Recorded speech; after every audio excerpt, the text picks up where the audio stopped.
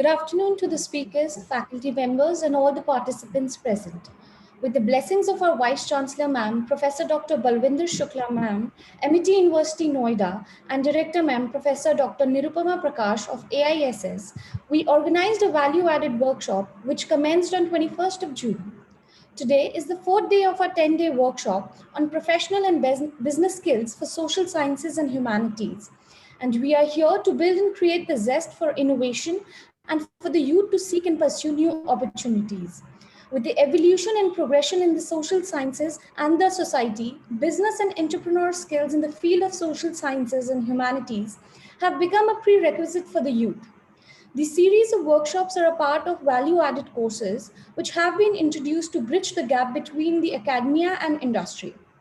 I would now like to ask Dr. Chandrakala Dayali ma'am, our faculty moderator for today, to speak a few words on our workshop and warmly welcome Mr. Nikhil Prabhakar and start the session. Also, at the end of the session, we'll be having a value assessment quiz. Ma'am. Okay. Thank you, Garima. So participants, today we have very dynamic, two personalities here who have done the startup and, they have made a mark and they have a huge dream ahead, in order to kind of facilitate, more startup in the country and across the globe. So the first speaker today, I would like to give you a brief description about him. He is Nikhil Prabhakar, founder and CEO at FinTalks. Nikhil is basically marketing and finance enthusiast from IIM Ahmedabad with 10 plus years of work experience across multiple industries and currently leading the marketing and product at Rupee Circle, a new age peer-to-peer P2 leading startup. He is working towards financial literacy and spearheaded engagement initiative with stakeholders from leaders, leading private public sector banks, NBFCs, e-commerce firms, and e-wallet companies. He has curated a portfolio on India, classical dancers, and owns India Nomads, a travel blog covering unexplored location in India. He also works as a visiting faculty for marketing at NMIMS, Mumbai. So today we are looking forward to, your presentation to inspire our students so that they would work on your path. Thank you. Over to you, Thank Mr. you, Nikhil Dr. Prabhakar. Chandrakala, for sure. Thank you, first of all, for a very nice introduction for me, and thanks to all the faculty over here as well as the participants for inviting me. Anyways, it's always good to get back in connection with the people on the side of being a student. I always enjoyed my college stints, so here I think it is a pleasure to be interacting with people from MIT University, both on the side of faculty as well as the students. Now, I'll share my story on the topic that we have, which is startups from plan till action. And especially there is a lot of buzz in India itself when we kind of look at the entrepreneurship space, or let's say the startup itself. I think all of us would have seen our life getting impacted in this area. Now, in order to start with this, what I had thought is maybe I'll take a quick overview of how I have had progressed in my life and how actually I started off with let's say FinTalks itself, which we founded in 2019. So this was last year. Me and my wife, we were both coming from financial services background, and we were looking forward to get financially independent, retire as fast as possible. So both of us, we retired in our 30s itself, before 35 itself. And this was by building wealth with financial assets like stock markets, debt, P2P lending, and so on and so forth itself. Now, in this story, I basically come from a very small town called Jhansi in Uttar Pradesh, and this is where I had my schooling.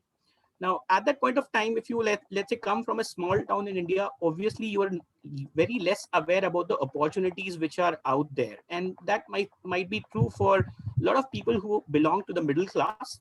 And though the awareness levels are rising, but still there are a lot of opportunities which people are not aware of, and that is why we don't take steps over in that direction. For me, it's been almost 13 years of work experience now. I started off working at NTPC in Noida itself, and that was my first job where I had interacted with people from Amity University, because we used to get the interns from there. After 3 years working at NTPC after my graduation from NIT Allahabad, I started working on my side of getting an MBA done. So I joined IIM Ahmedabad in 2011. 2013 is when I had graduated from there. And then I had joined Hinduja family. I was working with them in London. Now, this was the first opportunity which I got, where I got to work with people who are already billionaires. And maybe sometimes I used to observe that how these guys are thinking in terms of the money, or let's say the wealth, as well as the business aspect. Luckily for me, after the MBA part, I have worked in the domain of marketing and finance both. I've worked in Europe, Middle East, Southeast Asia for some time, and then I decided to come back to India because I wanted to start something on my own. Now, before starting itself, I did work for a few other companies. Hewlett Packard is one of them, and a few fintech startups like Dr. Chandrikala mentioned. So, Rupee Circle was my last company. I left them last year when we started completely focusing on FinTalks, which we are building now. So me and my wife, we started working on the concept of financial literacy. And you will find that in India, there are a lot of people who are not much aware about how money works and how can we make our life easy by channelizing it in the best way possible. For me personally, there was also a dream of traveling 100 countries. I did travel 35 so far. And because of this dream itself, of course, there was a lot of wealth which is required. You need money to travel. So this is the process that we are going through. Apart from this, I've been a visiting faculty, so I think a lot of learning happens when you interact with a lot of people. So here, for Narsi Munji, Upgrad, Harvard Business School, and a few other IIMs and colleges, I have been interacting and trying to reach out to as many students or maybe young working professionals on the concepts of marketing and finance. Now, this is all about me, but let's come to the main part of the discussion today. So over here, we are discussing about, let's say, how do we start up on this journey? Let's say if you want to create your business venture, and how can you take it from plan till action? We'll try to understand this in simple words. But before I go into this, let me ask you a question, which is an important question, which I think would have some food for thought for everyone here. The question is, what was so unique about Britain or United Kingdom that they ruled the world? Now, can you guys take your cues? Maybe in the chat box, you can mention about what do you think about this question in terms of why UK or Britain, they actually ruled the world. Most of the countries which we have studied in history and let's say in social sciences also, you'd have seen that there is something unique about their society or let's say the Western world, which is why Britain was ruling the world. Can anyone wants to take a guess? You can just mention your opinion in the chat box. Don't worry about being right or wrong. Okay, Arpit is saying risk taking. Dr. Anna is saying aspiring. Okay, two very good pointers. There are aspirations, there are risk that we are talking about. Rishabh is saying, I think they use the divide and rule method. Very nice. So we had some strategies also building up. Anything else? Rishabh is mentioning about the strategy part. Okay, Kavya is saying planning is important. Okay, very nice. So we have quite a good pointers over here. Now, if we kind of look further into this, we also might have a question: how can one nation rule all others? And there is always a struggle which is kind of going on. Lot many countries do want to control the world. For example, if you look at the current economic situation across the globe, China is pushing very hard. They have moved a lot in the last 2 decades, and maybe this is a kind of a hunt where all of us would see later on as well that this is something that we need to understand. There is a lot of learning from here. There are two important things that all of us can also look at in our real life. The first is experience in playing with risk.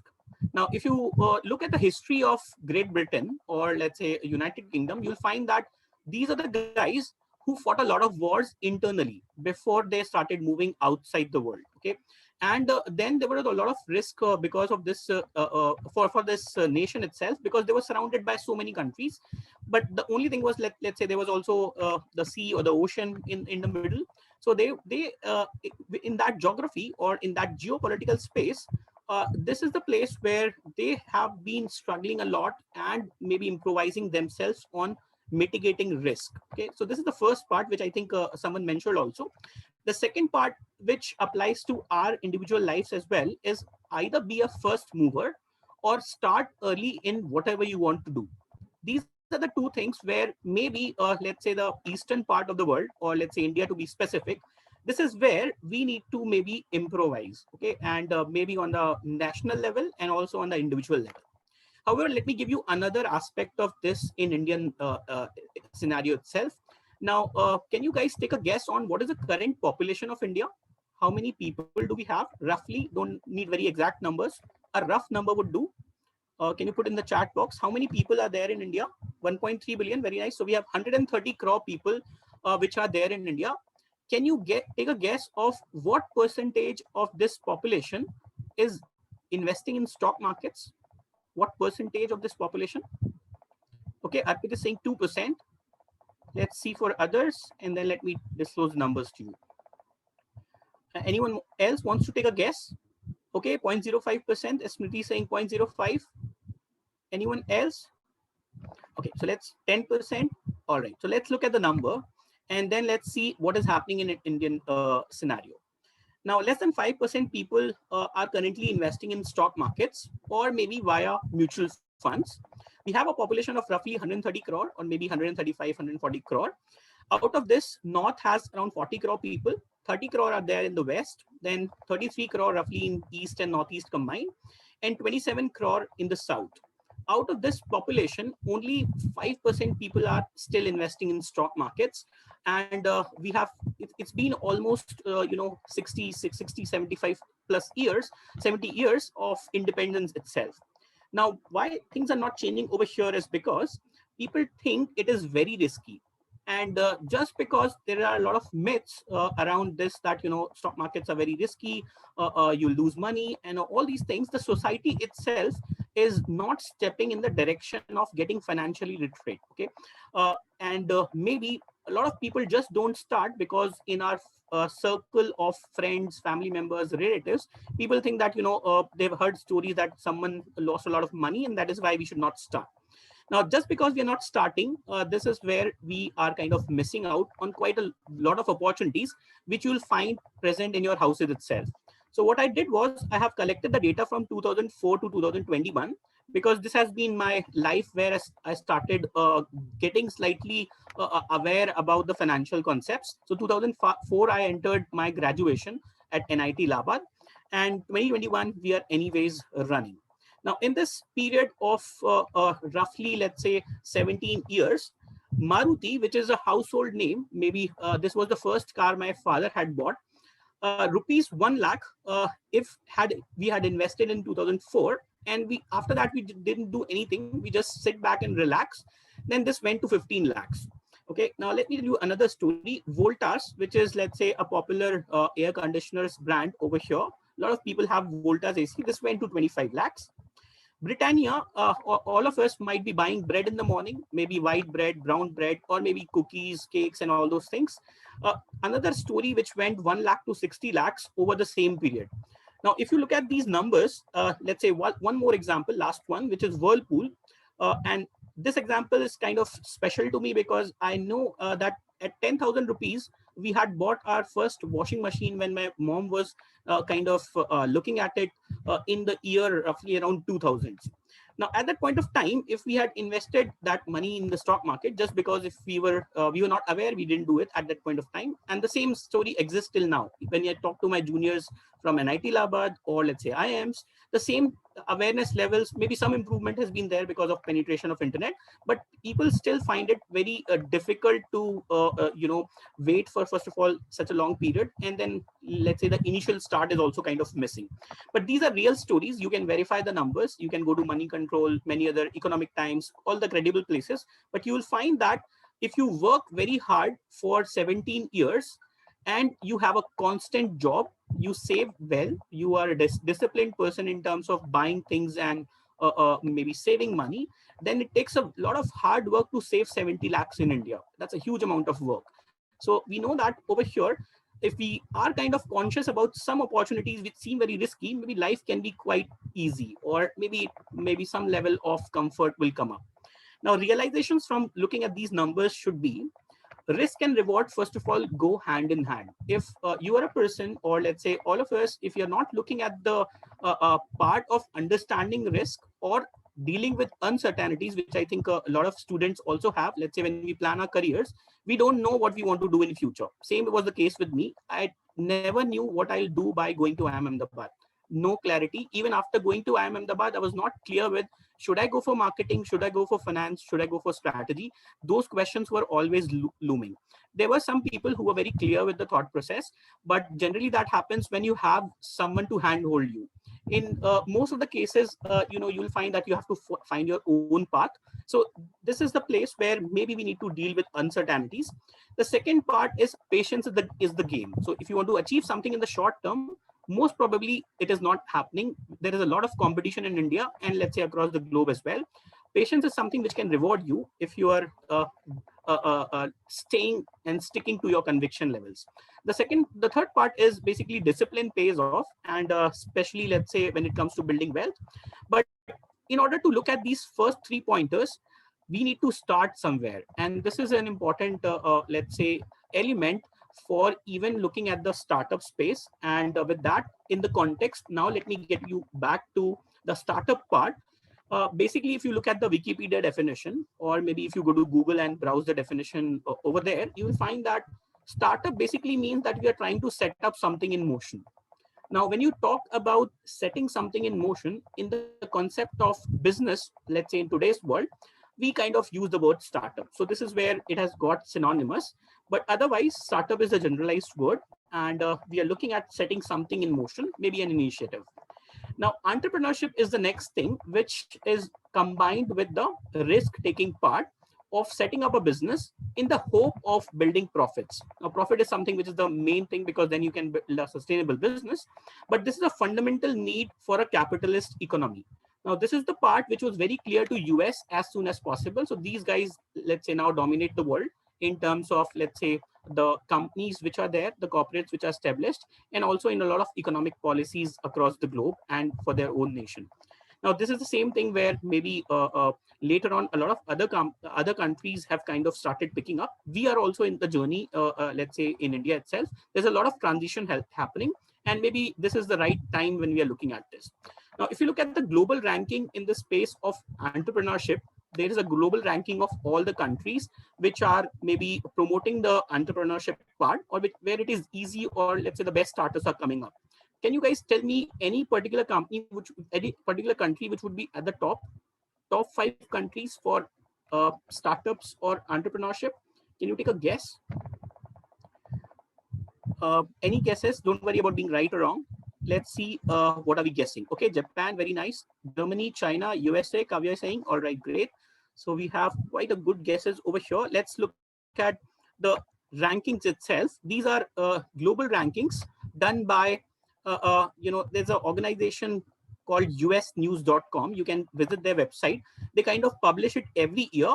The latest ranking, we have Japan at the top, followed by Germany, then US, which you guys already named.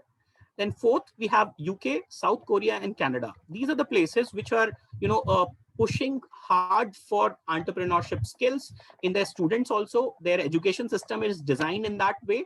And then there are a lot of opportunities for people to explore out in terms of the ecosystem that they have built. Also, if I continue this further, let me show you some other countries as well, the top 10 list. If we look at the top 10 list, Switzerland, Singapore, China, and Sweden, these are the places. Only one country, China, is the developing nation, almost now developed, but this is the only developing story. We are at 28 in this ranking with respect to, let's say, the kind of efforts we have been putting up, and let's say the efforts which our startup or entrepreneurs have been also putting up to impact this global business scenario. Okay, so this is the story which is there for India as of now.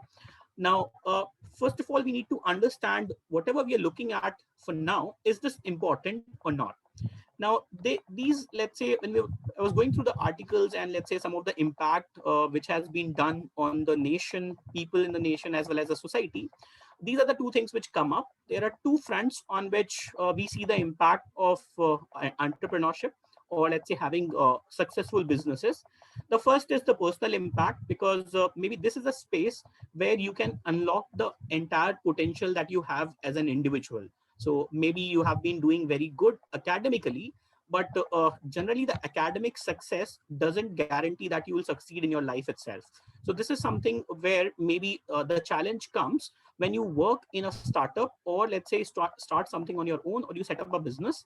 This is where you get to unlock whatever academic learnings you had, whatever experiential learnings you will have, and probably this is a very satisfying thing also. Second part is this is very crucial to competitiveness, because till the time we are on the academic side as students, even if I go back to my student days, I was just focused on my marks, and probably let's say some of the other aspects, getting into a good college and then getting a degree and all those things, not much aware about the practical aspects of things. So here the practical aspects start appearing just at the time when you start money on your own. So as soon as you maybe get your income salary, or maybe you have a business that you're trying to set up, if you are completely independent and then you are generating some money, that is the time you figure out the competitiveness which is there in India also and across the globe. These are two areas which is very good for a country. If we are very competitive, if the personal impact is there, then maybe resources of a nation are quite strong. This is what was true for UK and US and other countries. They have very good resources. If human power is doing good, then it helps in good productivity for the nation. The second part is something which is linked to what you guys would have been learning in the domain of social sciences, which is a social impact. Now, here there are a lot of successful startups or businesses which work on the basis of unlocking social interest. This is what people want. This is what people need. On that basis, if our product market fit is established, then maybe we can do a lot of societal impact. Then here also what happens is, if you have a lot of startups in a particular country, you will find that that promotes free market, because let's say if you can start something small and you can make it grow, then it means that the nation is having a good policy in terms of supporting the initiatives, whether someone is starting at the scratch or someone is established. So these are certain things which kind of go in the background. If I take forward in this context, what is the India story, and where maybe let's say if some of you guys want to switch on to the startup world, or if you want to start something on your own, then already in India itself, the startup story actually started in 1980s with the IT sector or the services sector, which was started being set up. And then of course now today we see a lot of enthusiasm. There are a lot of startups, thousands of them, which are trying to work around. These are the companies which kind of started in 1980s, and this is where if we talk about our own national startup space, this is where TCS, Infosys, and Wipro, these are the three companies which set up the entire services space, the IT services.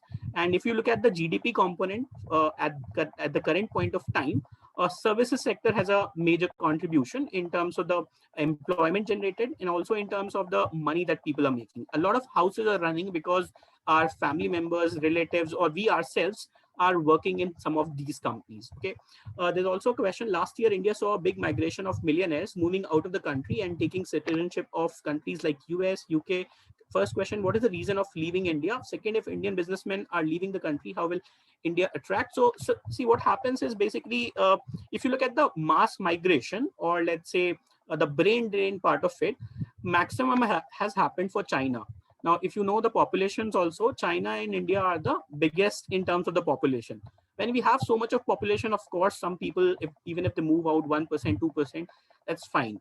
Yes, in the media, sometimes you look at the headlines and you get a gist that something is going wrong with the Indian market itself, or in the opportunities in India. But it is not like that.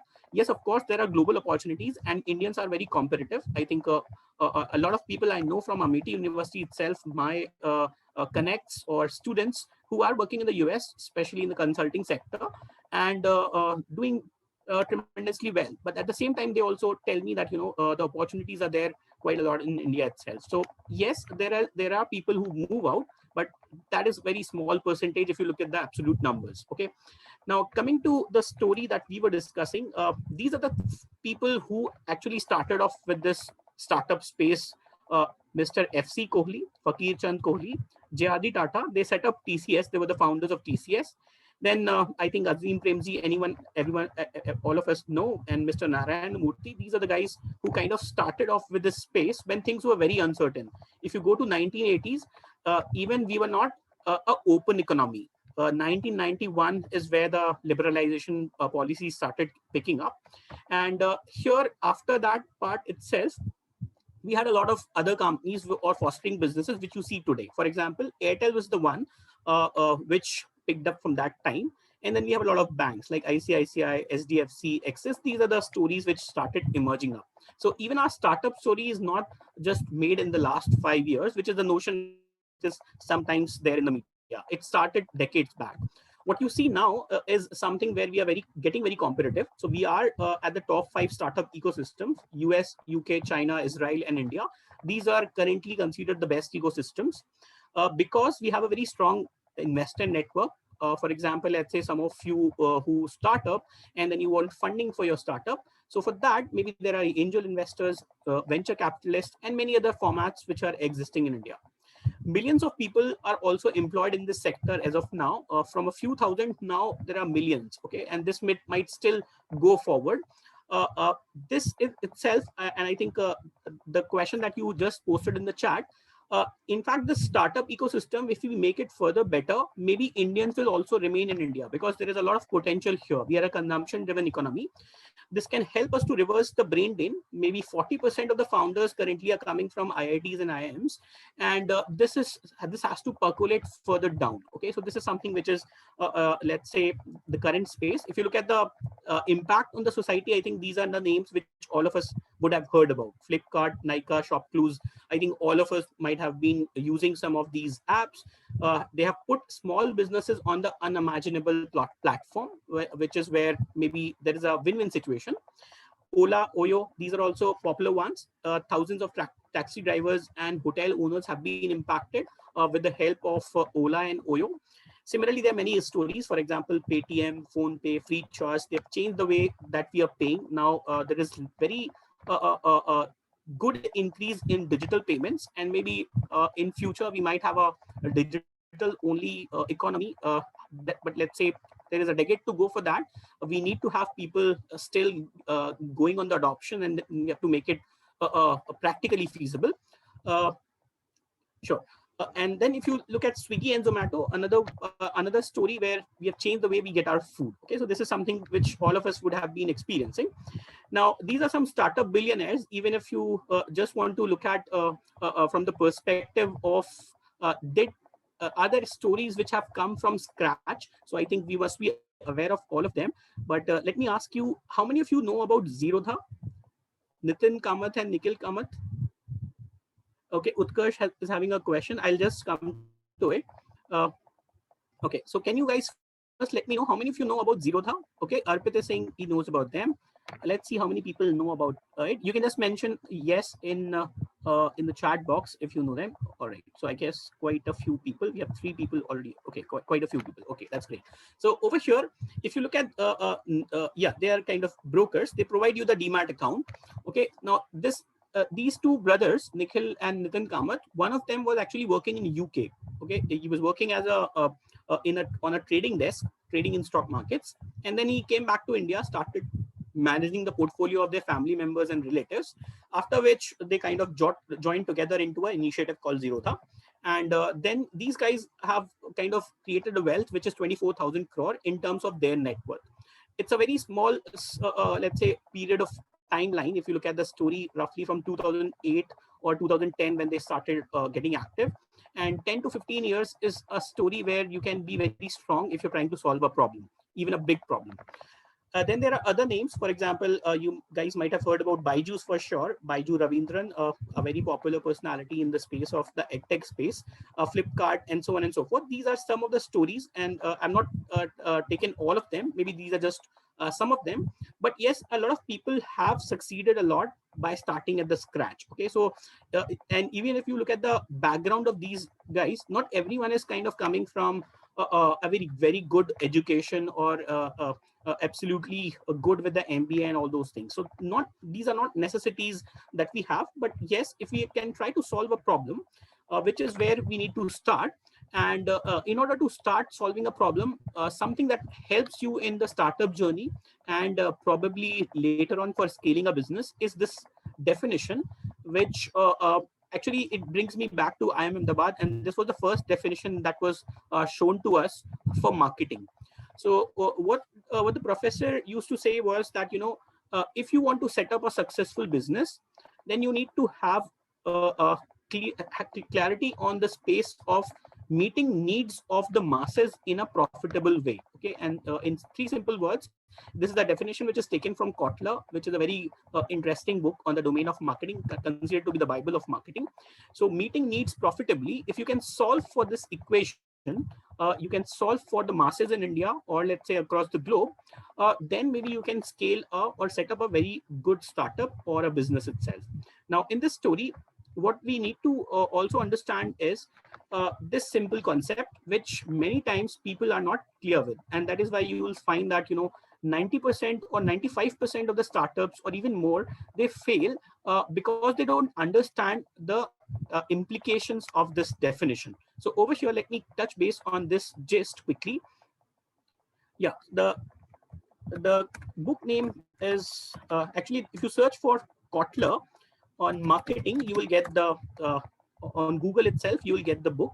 And this is a very good reference book for marketing. Okay, now where to start in this journey? Let's say, first of all, we need to understand what need is. And I'm sure that have you guys heard about Maslow's hierarchy of need, Maslow's theory? In your social sciences, I think this would have been referred to. Okay, yes, right. So Maslow was a very interesting person, and the kind of work that he did has actually a opportunity for making billions of dollars, which anyways US companies have kind of looked at. These guys, on the side of understanding human beings and society at large, they were figuring out how society thinks. Individual is fine, but how society thinks, and let's say how masses kind of get together at the fundamental level of an individual, and let's say what happens on the mass psychology level. Okay, so these were certain interesting things, and over here, the first concept that we have is the need part, and of course I'll come to the Maslow's part also. But need is something which is a very basic thing. For example, I physically need water to survive. This is fine. Everyone knows that thirst is something that we need to satisfy so that we can survive. However, when you talk about business, the second thing that we need to understand is when these needs are directed towards a particular requirement, that is the time when it is called a want. And this want is something that you can influence with marketing. Okay, so this is something which we need to understand.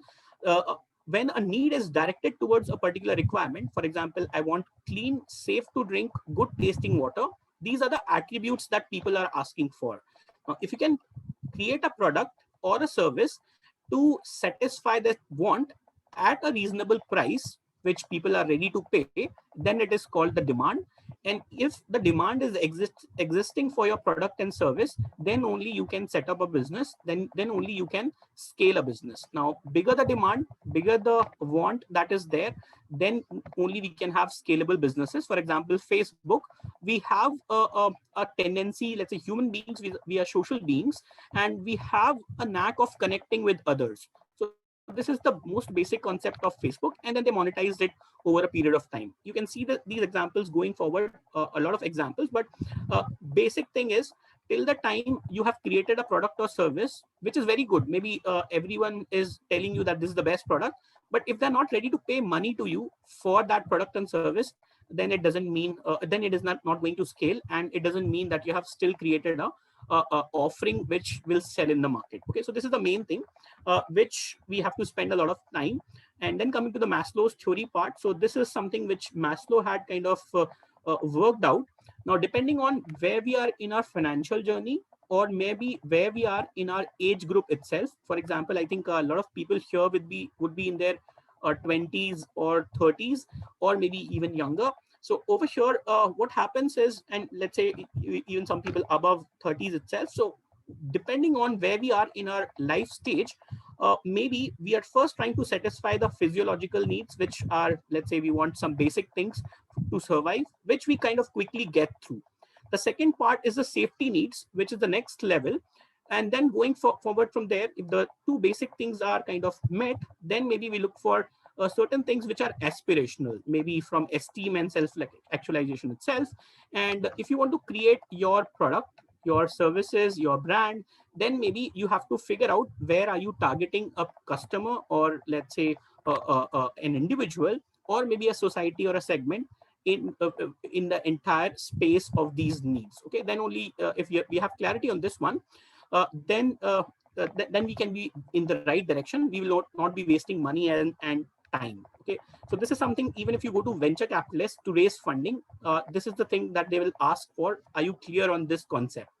Now, after you're clear on the concept part, there are 6 stages of your startup. And even in my startup journey, uh, maybe I've seen 3 or 4 of them. I'm yet to see the next ones, but maybe the learning has been immense. And that is why I think it was good to maybe get on this platform and interact with you. Stage 1 is very simple, concept and research. Stage 2 is the commitment part. 3 is the traction. 4 is refinement. Then we talk about scaling the business idea, and 6 is becoming established. So let me take you quickly through them one by one. The first one is the most basic one, and we have to spend the most time over here. If you're strong at this part, then maybe you can think of building a unicorn, or if not a unicorn, a successful business.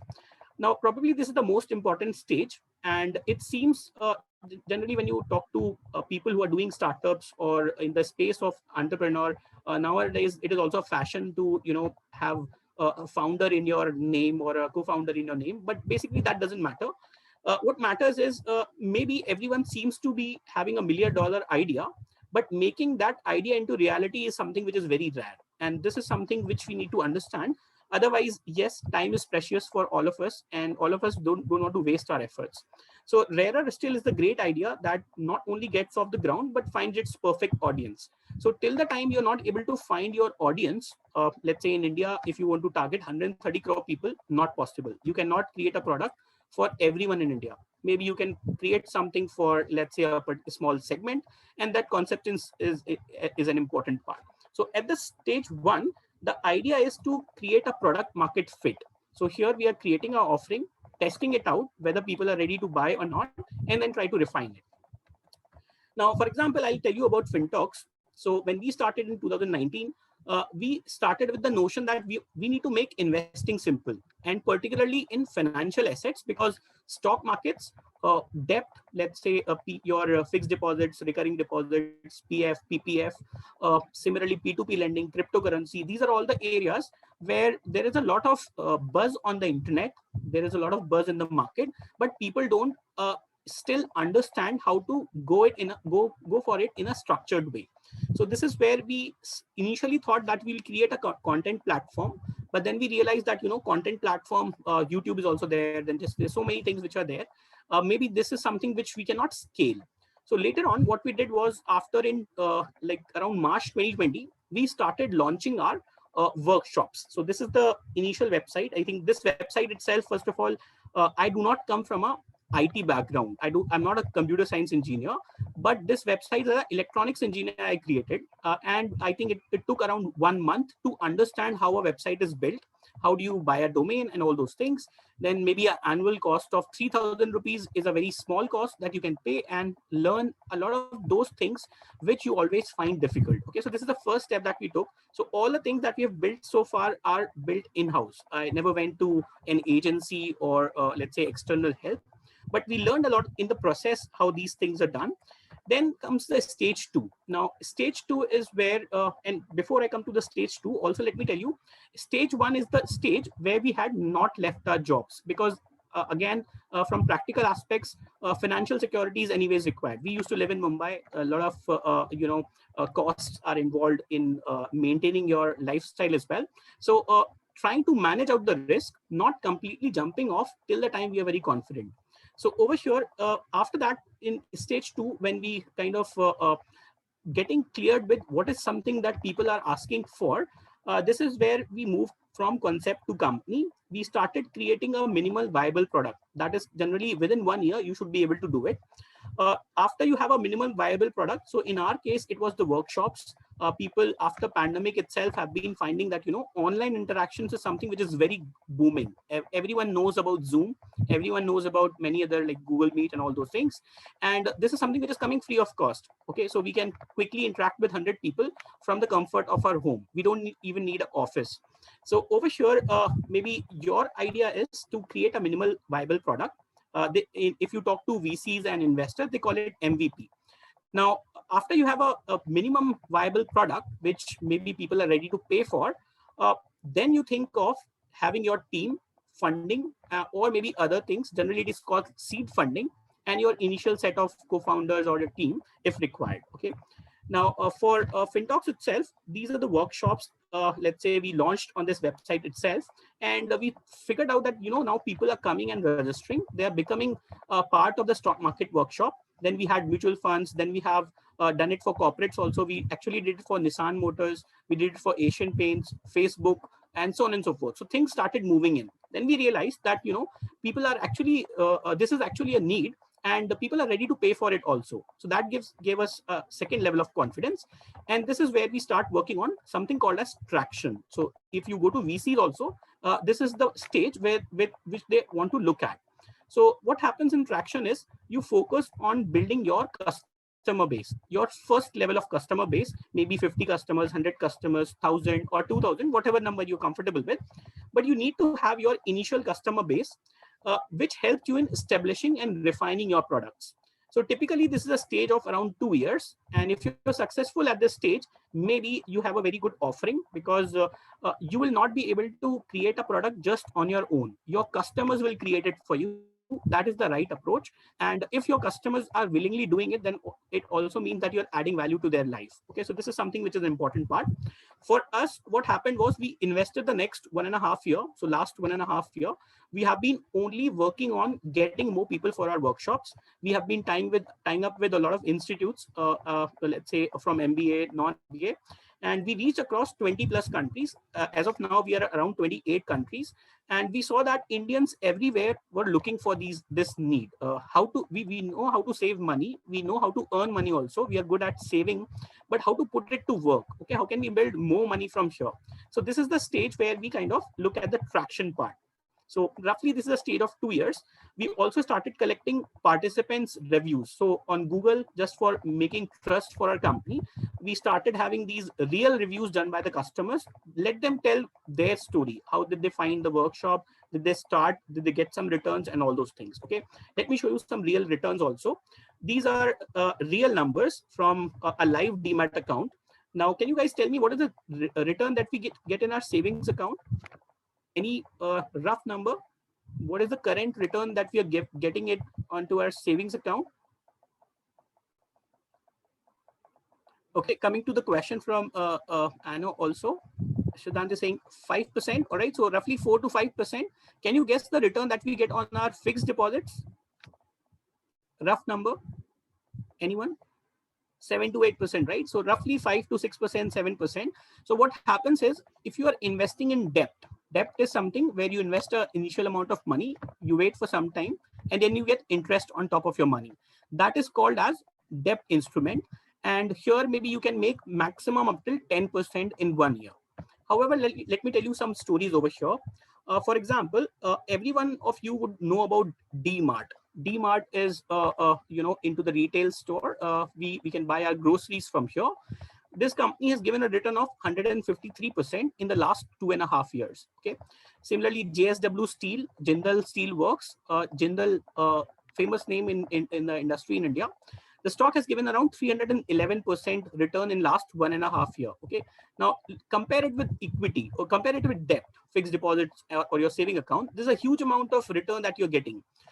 Just because people are not conscious about this part, we never start with stock markets. But here, maybe in very simple words, you don't need a lot of intelligence and a lot of, let's say, money to put in stock markets. But somewhere you have to make a start, and then it can fundamentally change your life. This is something which is an example of risk taking also. But this started happening for our customers as well. Okay, some of the customers, not everyone, but yes, some of the customers were really successful. So at this stage, we enter into something called as refinement. Focus on getting feedback from customers, establishing more trust. Can we have a very good branding at this point of time? And typically, this is the second and third year. So currently, our company is kind of at this stage. We are in the second and third year itself. We are refining the processes, we are refining the product, and then maybe we'll take it to the next level. The stage 5 is where you can actually focus on getting the funding, especially from a lot of venture capitalists. They can put in a lot of money. They can help you to handhold to make something like a Paytm. So here the focus is on growth and establishing marketing channels as well as the staff that you have, let's say your own employees. Typically it takes 3+ years. So you can see the story so far. It's kind of a 3-year, 5-year story. You can invest in funding and marketing at this stage number 5. And then if you're successful, then after that it is kind of just becoming established. This is something like Zerodha, which is kind of already established example. Similarly, Flipkart, Paytm, and all these guys. So here the idea is to kind of uh, work on your branding, work on your products, work in getting the maximum expansion done. And the idea would be to focus on customer retention and loyalty. People should come back to you. They should buy more from you. They should buy, let's say, they should feel that they're getting value, and maybe they are going to give you referral customers. So for us also, a lot of customers come through referral. But these are basically the generally the 6 stages which a startup goes from, let's say, from planning initially to, let's say, action itself. So what's important in this journey so far, these are the pointers that me and my wife, we realized. We now have a team of around 11 members, and we figured out that, if you can add value to people's life, if you can permanently make a permanent change in the positive side in their life, then you can make a lot of money also for yourself and also for that customer. You can try to solve the big problems. If you're trying to solve the small problems, then generally it is not very viable. Try to solve the big problems. Being a listener on a personal level and observer really helps. So if you can just listen instead of speaking out a lot, then maybe this really helps in life otherwise. And more than hard work, now that you have a lot of tools, internet, and a lot of opportunities, maybe a good network also in India, uh, it's more of a smart work now. Can you connect to the right people? Can you connect with the right sources, and then can you take it forward from there? Okay, so this is something which roughly is there from my side. One few more pointers, which is what's your strength. So I think when I was going through Amity University and the social sciences, the setup from the internet, whatever data I could see through, coming from humanities or social science background is kind of having one good boon, which is you can try to identify those social issues which are still unsolved in India, and there are many. Now, these are the things, maybe we have also picked up a social issue which is linked to the financial literacy part, but there are many others which really need a change in India or maybe across the world. You can figure out, try to get a scalable solution. You don't need to have let's say a technical understanding of how things will go on and all those things. That happens with life. But I think if you can start somewhere, maybe these are also some recommendations, especially if you're coming from social sciences background and if you want to start up something on your own. Sapiens is a must read book for all of us. I think a lot of you guys would have read it, but otherwise, this is a very good history of mankind on the concepts of why house as a concept or home as a concept was established, why marriage as a concept comes in, why religion as a concept comes in and changes the entire society. Okay, and here itself, if you take it forward from there, why money is existing and why businesses are being set up. That is also a question which kind of this book narrates well. The next part is, if you want to really take your startup from zero to scalable thing, then Zero to One by Peter Thiel is a very good book to have a look at. Okay, so these are the things from my side. I think these are my credentials, just in case if you guys want to connect later on. This is my email ID or my WhatsApp number. You can otherwise reach out to me or connect with me on LinkedIn. You can find me by Nikhil Prabhakar Fintalks. Okay, so this is it from my side. Now, if there are any questions, then I'll take them through. I think there are a few questions in the chat already. So let me go Mhm. through it. Yeah. Yes. Thank you so much for your wonderful presentation. I'm sure the spectators here have been benefited with your presentation.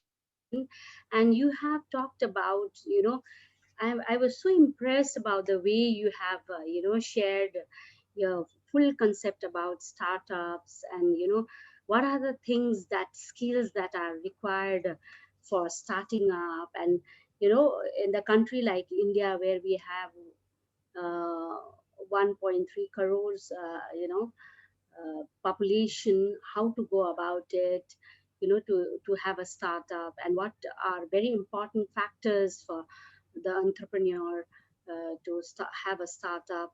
You have talked about personal impact, social impact. Then you have talked about different startup, the country have had, from Tata, Wipro to Infosys. And you have then sail us through pioneers in Indian pioneers in startups like FC Kohel, JRD Tata, Azim Premji, who we really admire, because of his yeah, philanthropic, actions and all. Then you talked about liberalization that has helped India to grow in startup. But and then you talked about startup ecosystem, and India is one of the best startup ecosystem you have mentioned. So US, UK, China, Israel, along with India. So I was very, very happy about it. We have, yes, you said, yes, we have a lot of talented people, and very hardworking. That is what is required for any kind of businesses.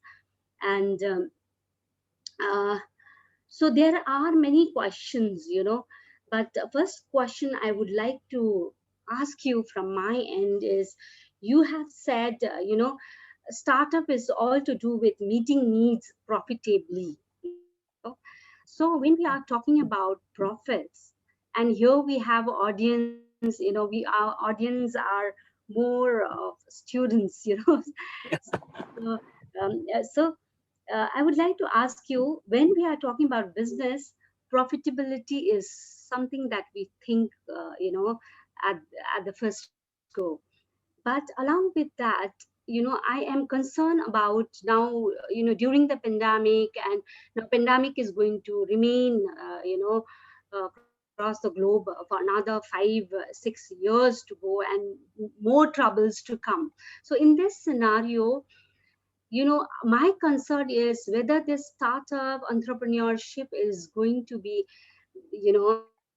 sustainable. And my question to you is, how to maintain sustainability in this competitive, world, and with full of challenges, I think it's a right? very good Where, question. just Yeah. a second, where environment is a big concern now. So sustainability in terms with not only startup ecosystem, but ecosystem as a whole, environment as well. Taking, considering the environment as well. Yes, over to you, I, please. I have a few thoughts about it, because when we were setting up our company also, uh, uh, we had these questions. So first of all, what happens is, startup should not be considered as a fashion. This is where a lot of youngsters make a mistake, and sometimes what we do is, uh, uh, just having an office with thousands of people doesn't mean that you're very successful in your business. What really happens is how sustainable your business is, and you can relate it to something which is mentioned in Bhagavad Gita. So Bhagavad Gita says that, if your own house is on fire, then you cannot help others. Okay, so over here also what happens is, when we talk about business, profit is something that makes a business sustainable. But the second part is, Bhagavad Gita also says, if you are running after greed, then probably there is the other end of destruction. Okay, so here maybe what we need to have, let's say, when we start talking about startup or businesses, is a responsible business, which is a win-win situation for the person who's working behind the business, because of course the team is working really hard, then only you can survive in a competitive market. At the same time, if you have to bring some value to the society itself, for example, let's say these companies, Infosys, TCS, or Wipro, These guys, they make a lot of profits, hugely profitable companies these are, and then only they are able to do certain things which are on the side of benefiting, let's say, the society at large. They are able to solve some social issues. Maybe you can talk about it as a corporate social responsibility. But yes, that is an important part for every corporate. Second thing is, what also happens is, we don't have to think of employees as resources. Employees are not resources. These are human beings, and we have to be empathetic with our employees as well as the customers. This is a notion which sometimes gets a miss when you are running too focused on achieving business goals. Business goals do happen, but we have a situation like pandemic where, yes, first of all, lives matter, and after that comes your profit or maybe the sustainability. But yes, whatever best is possible. For example, unnecessary costs. For example, let's say in our case, we know that I don't need an office because I can run an online business. Now, just because I need to show to the investors that we are having an office space, a very flashy office, and all those things, these are the things which are not needed. It is not benefiting everyone. So these are the costs that we can cut, channelize it into the direction where maybe, let's say, for example, a lot of companies now are getting their people vaccinated for free of cost. Now, there might be Mhm. some family members who might not be able to, avail the vaccine itself, or there might be certain hindrances. But these are certain things where maybe the corporates can, hold the responsibility, and maybe we can do a better job. So I think from that perspective, these are certain thoughts which I have around being a responsible person, not only for your business, but maybe society at large. And if that is a win-win situation, then US also as an economy, they came out from a lot of poverty, and same thing has happened for China. Same thing what might happen for India as well. Very nice, thing you pointed out. That takeaway, see audience, takeaway home message is, you've got to, along with business, you've got to have a, thinking or feeling for the society and well-being of the society along with your business, development of your business. So Utkarsh Pandey is with us, and his concern is all about brain drain that we have been so focused on that you know many millionaires and billionaires of the country last years have left our country, and they have settled and taken citizenship of US, UK, Caribbeans. So in this scenario, how we are going to sustain our own businesses, and if we have brain drain, how and who is going to inspire, and who is going to kind of build up the kind of business setup here in India. So I think there are two things, very important points. First of all, as a society or Mhm. as a part of the society, we need to respect people who are doing business. Okay, generally there is a notion that business is something which exploits the resources and exploits the society in order to focus on the profit. But that is something which is not always the case. Otherwise, we won't have examples like the Tatas itself in India, or many other companies, maybe big companies or small companies. They're doing a fantastic job, maybe changing or bringing an impact in at whatever level, first of all, is possible. The second point is, yes, there are people who are kind of moving out of India, but that is a natural kind of evolution of a society. It has not only happened, let's say, for India, for China, which has moved much beyond the trajectory of growth as compared to India over the last decade itself. A lot of Chinese people are now settled in US or, let's say, Europe itself. However, we are big nations. We have 130 crore or 150 crore people. We still have a limited geography and limited resources. So yes, there are pressures. Sometimes the system, there are also, let's say, in our corporate setup, there are certain times when things are unfair for the business as well, or let's say for the customers. So these are certain things which which will take some time to improve, and then only I think we can, let's say, uh, uh, look at solving this brain drain. But still, I'm not saying that brain drain is a huge problem. It is not so. It is a huge problem if you look at the media news and the headlines. But if you go to the real numbers, you will find that have out of 130 crore, have 30 crore people move outside India. No, you will find that even in my college, let's say if I talk about IIMs itself, which I know of, out of the class of around 300 people that we had, 280 are in India from my batch, 20 are outside. Okay, so from and even let's say in my case, I was based out of India. I was in UK for quite a long period of time. Uh, a very good career over there, but I came back to India because first of all, social warmth is something which is there in India that stops some level of brain drain.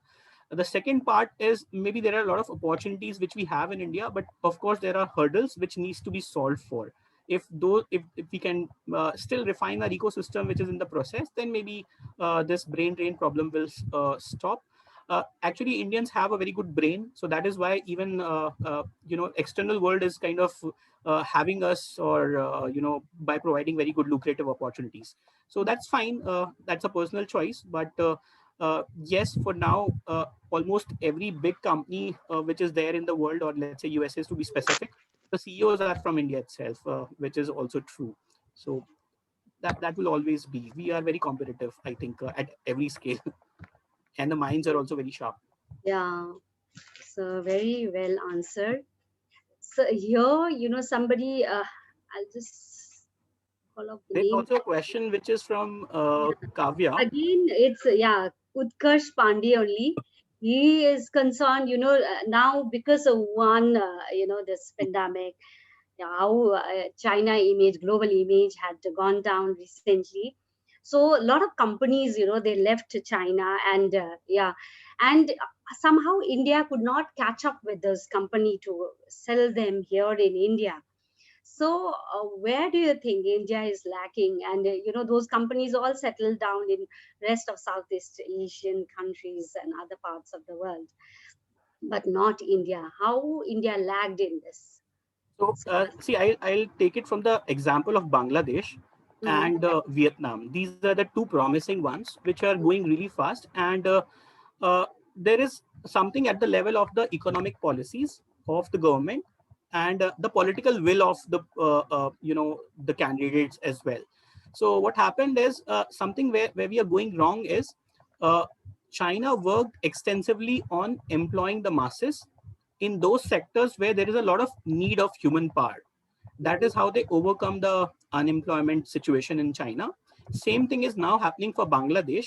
Bangladesh is becoming the textile factory of the world. And let's say you have Reebok, Puma, let's say all the companies which are kind of shifting their bases in Bangladesh, because Bangladesh also has a huge population, and mhm, somehow their top let's say political leaders, they have been able to channelize a lot of these masses into labor intensive sectors. So that is something which is going good for Bangladesh and Vietnam. Maybe in our case also, if this we have to change some economic policies, we have to look at how we can engage the masses, especially the youth. Let's say we all know, let's say if I go back to my uh, age of 18 to 25, my dad would always say that, if you are not disciplined, you will get spoiled. If you will not do this, you will get spoiled. If you don't focus on your studies or career, you will get spoiled. So here, suppose this same thing is happening at the economic or the entire societal level. The entire demographic dividend, if that is not captured by Indian economic policies in the right direction, then of course we will have a huge waste, which we have to arrest at this point of time. So maybe there are certain sectors where people can be work on getting skilled, and then the mass participation can move from agriculture towards manufacturing, or let's say industrial space or the service space. I think the pioneers that we discussed, these guys, they set up the services sector, which is also mass let's say labor intensive. So we had all the BPO setups which gave us one level of improvement in the unemployment space. The second might come up from the manufacturing, or let's say spaces where textiles or other things are examples, where we export a lot of material from India. We have a lot of working hands. People want to work, but the economic policies, I would say, uh, maybe this is my personal opinion, are not that great at this point of time. okay. Yeah.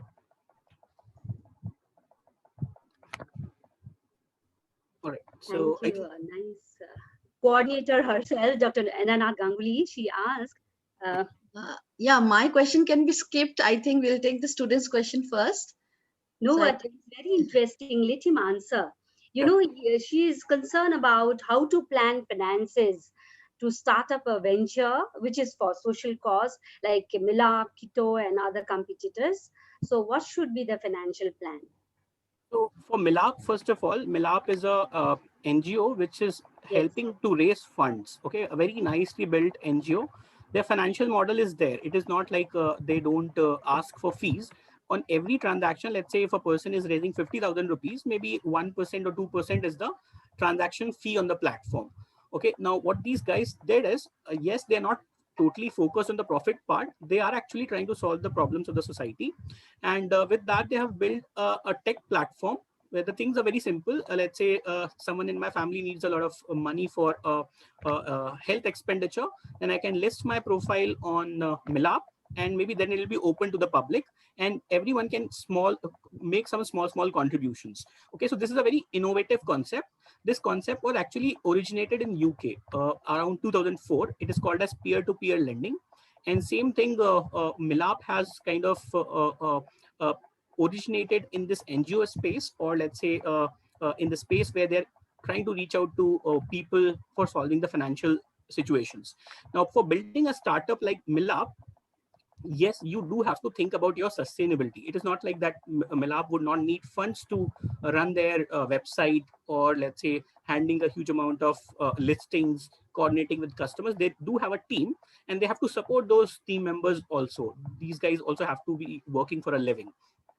So in these cases, what I've realized is there are a lot of trusts or business houses which do give you a funding, or not funding, basically a grant. And in fact, there are also a lot of universities which give a grant on working on certain social aspects of, let's say, the society itself. So here, if you're trying to solve out on these problems, then instead of reaching out to the venture capitalist, or let's say seed funding angel investors and all those guys, they have a different objective. We go to a different set of investors. So from that perspective, we can cover the NGO part. There are a lot of people, for example, when I was there at Ahmedabad, there was a Bill and Melinda Gates Foundation, and they used to support all the initiatives which people take in the domain of financial literacy. Okay, so Mhm. probably for FinTalks also in future, if required, we'll go to them. If not required, then I'll never go for raising funding. Can I survive on my own? That is the question. Mhm. Okay, so this is Thank you. something that we can look for. Okay. Okay. You have in your presentation, you have discussed about Maslow theory. Being I teach social psychology there. I deal with Maslow theories. That starts with, at the base, that starts with the psychological needs of, basic needs, and then you get into self actualization, right? So can you throw light on business ethics, you know then startup ecosystem and self actualization with reference to Maslow theory? So I'll tell you about my story. So for Hmm. me, when I was uh, in Jhansi, when I was doing my schooling, up till class 12, I was based out of there. And at that time, the dream was to go to Delhi for my job. That was the biggest dream that people had. Can we go to IITs and IITs and then get a job in Delhi itself? And that is how life is sorted. So for me, at that point of time, maybe that was the self actualization stage. But then what happened was, when I did my engineering and then got a job at NTPC. I was working in the corporate office in Noida, sector 22, 24. And after that, I realized that people are doing a lot of things. I mean, this is not the end of the life. And then I started preparing for CAT. Went to IIM Ahmedabad, then saw a completely different world. Here there are kind of people who are competing from, let's say, throughout the nation, and these guys, they have a different level of aspirations. They're thinking at a different level, because people were coming from different societal backgrounds, coming from let's say all parts of the country. Some people were very clear with what they want to do in life. For example, I want to become an investment banker. I want to be a very successful marketer. And then there were kind of people like us who were coming from small towns, or let's say middle class backgrounds, where your father is telling you either become either have a government job, or maybe do civil services. Okay, so here this was the first time when I thought that maybe there's no end to this self actualization journey. let's go further, crack a good job from IIM Ahmedabad. And then luckily I started working with Hinduja Group, and Mr. Ashok Hinduja and Mr. Dheeraj Hinduja. These were billionaires, and I was reporting to them in London. Now, there again, I had thought that I was very satisfied with my life. Maybe I had reached my self-actualization stage already.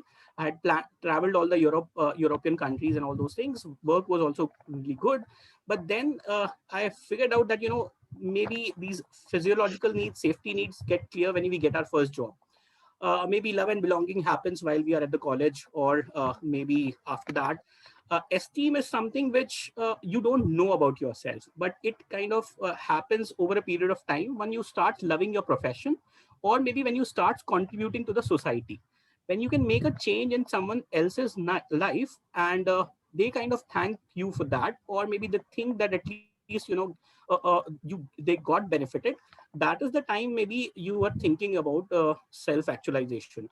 Till the time we are doing things for ourselves, maybe we are still at this love and belonging or esteem stage. When it comes to business part, also the same is true. Maybe till the time our business is working on running my own house, till that Mhm. time the focus is still on this esteem part. Okay, we are kind of focused towards self-centeredness, and that is what, Self-centered. yeah, Yes. so that is where Maslow differs, and Maslow says, this self-centeredness will not take you to self-actualization level. That Yes. happens when you start making society as the center of your life. Can you do something for them? That is what Tata does. And Mr. Ratan Tata, I really respect him. That is what he does.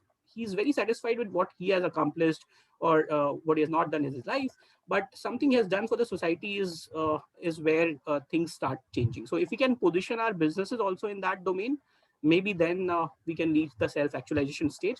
Rest, all the things that traveling the world and doing this and doing that, this is all maybe not self actualization. This is just esteem or maybe love and belonging. So Yeah. yeah. As rightly said by you, I can relate it to what our father of the nation has said. When you start up innovation, any kind of thing that you start in the society, all you have to first think is whether how it's going to benefit the society, and how well it's going to fetch them. So that if we have it on our mind, then our business is going to sustain. Very true, Mr. Nikhil. So there is, I think he is a budding, Uh, as entrepreneur. Utkarsh Pandey, he's bubbling with many questions. We'll take one question from, I think, Kavya or someone, and we'll Ah, go Yeah, to the next. okay, okay. yeah, actually Kavya's question is very interesting and a very important one. Okay, I didn't see.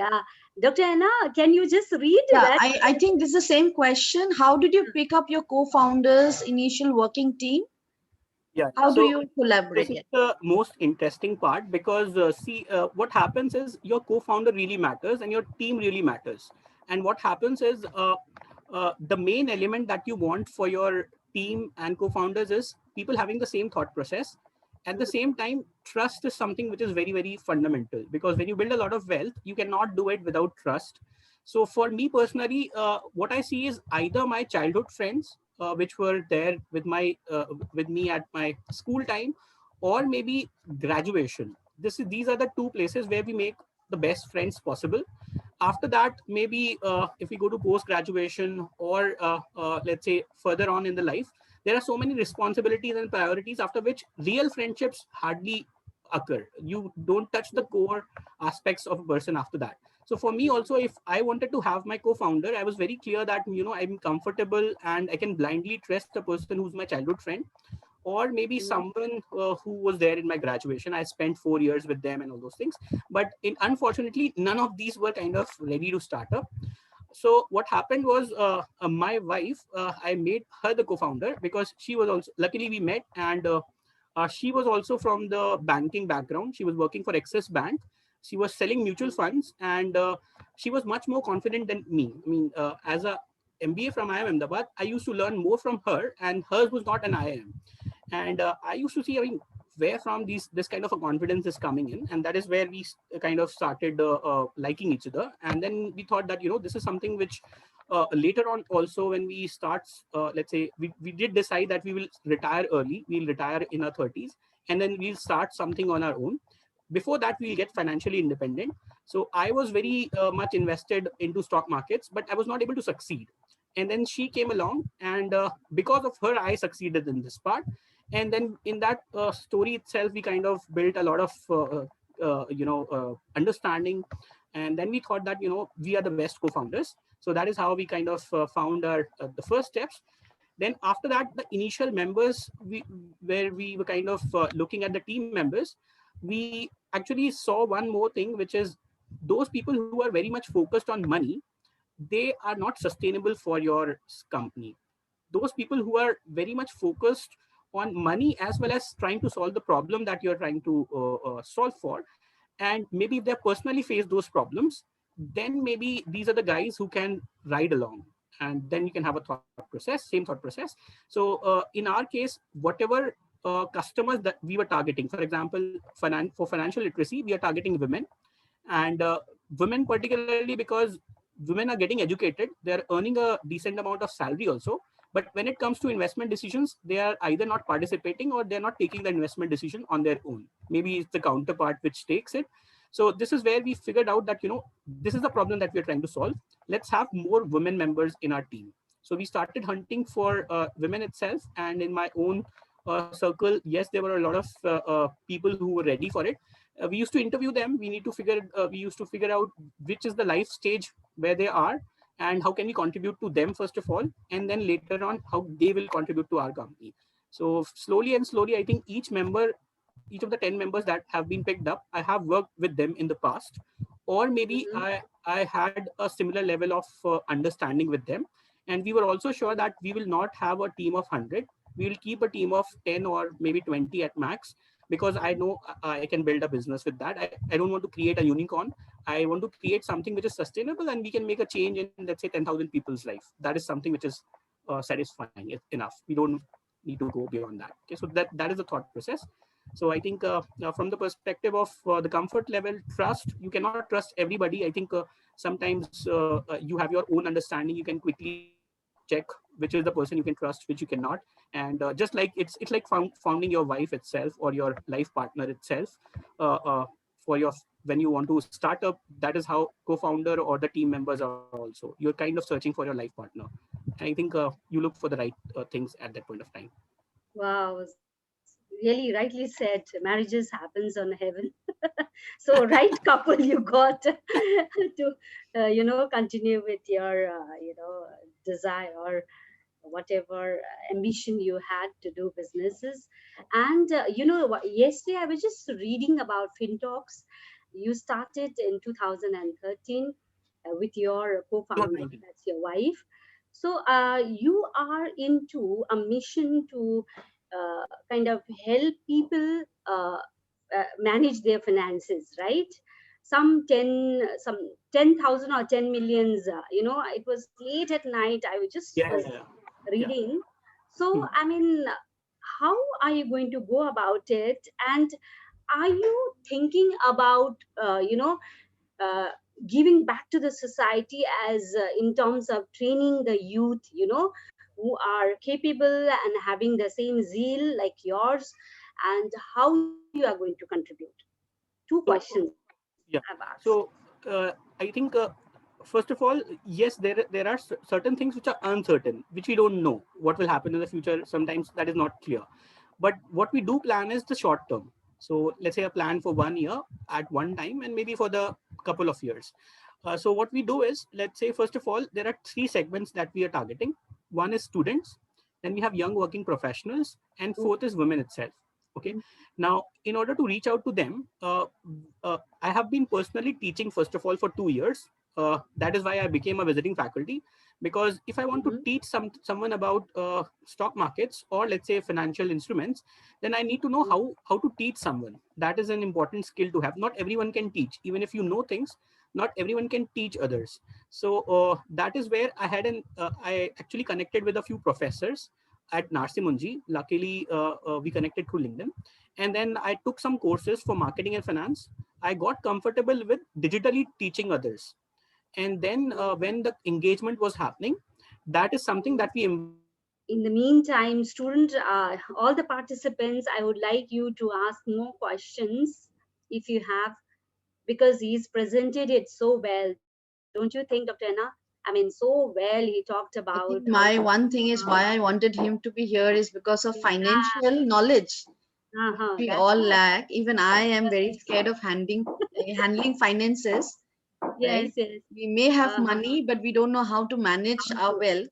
Uh-huh. And our education system is such, we are taught everything, but we are not taught how to really apply in our own lives. So Yeah. that application part of thing, I mean, how well he is presented, I'm really impressed. And participants, there are a lot of I think messages, the lot of youth, inspiration yes, this to youth take today home. in social science mostly should be learning of financial management, financial literacy, financial things which are Mm, today's venture, and also for personal life. Because the reason I wanted him is to also teach me. And I see that FinTalks, Nikhil is really doing great work and a very good mhm, teacher, as he's saying. He's using his mhm. passion for teaching. Yeah, you're back, Oh, Nikhil. So he's let's back. go Yeah, ahead with he's the back. last comments. Yeah. He's back. So he's joining. Uh, Yeah, sorry, the current went off over here. There's no No issue. electricity, so yeah. Okay. Yeah. Yeah. So Absolutely okay. yeah, sure. So I was talking about, let's say, in the terms of the planning that we have. So we are connecting with a lot of educational institutions, okay, Mm-hmm. and corporate. So we did connect with, we did conduct a lot of financial workshops wherever I had connections, let's Mr. say. Nikhil, I think you are having connectivity issue. If you are depending on Wi-Fi, I think you can switch on to your mobile data. That might help you Yeah, yeah. because you are, Okay, yeah, is this, the voice is cracking. Please kindly I'm switch audible now? because I'm Yes, you're eager to audible. Yeah. listen to you. The Okay, best part I've is just we could hear switched you off my completely. video. Yeah, Yes. no issues. No issues. Okay, so I've switched off my video. I think then it'll be better. Yeah. Okay. All right. So So, what I was saying is, we initially we thought that we will go directly to customers, so B2C, individual participation for the workshops, and Mm-hmm. I used my own alumni network at IMA and NIT Labat. So this is where we started, and then I also pushed all my cousins and my relatives to join the workshop. So this is where all my cousins and these guys, they started off with the stock markets first. When these guys started making some money, they gained some confidence itself. Then we started our define product, and then we started scaling these workshops with reaching out to other IIMs, NITs. So that is the starting point. After this, in the journey, we also got in touch with certain organizations which are working in the domain of doing something for the women. For example, Lean In is from Facebook. It is an initiative by Books COO, and this is where we conducted a workshop. They really liked it, and after that, they gave us a break with a few other corporates, and then it started scaling. And we realized that right. I think we can. We'll close the first session, but Nikhil, I think a lot of comments and responses are shared in the chat box, which I'll share with you, which is all about how, honest answers, engagement, and then the clarity, and also the fact that, you have actually answered the question for all of Mm-hmm. us to just be there and just know from the experience that you have. So Dr. Chandrakala Dyali can give the vote of thanks to Nikhil sir, and we can go to our next speaker for today. Okay, okay.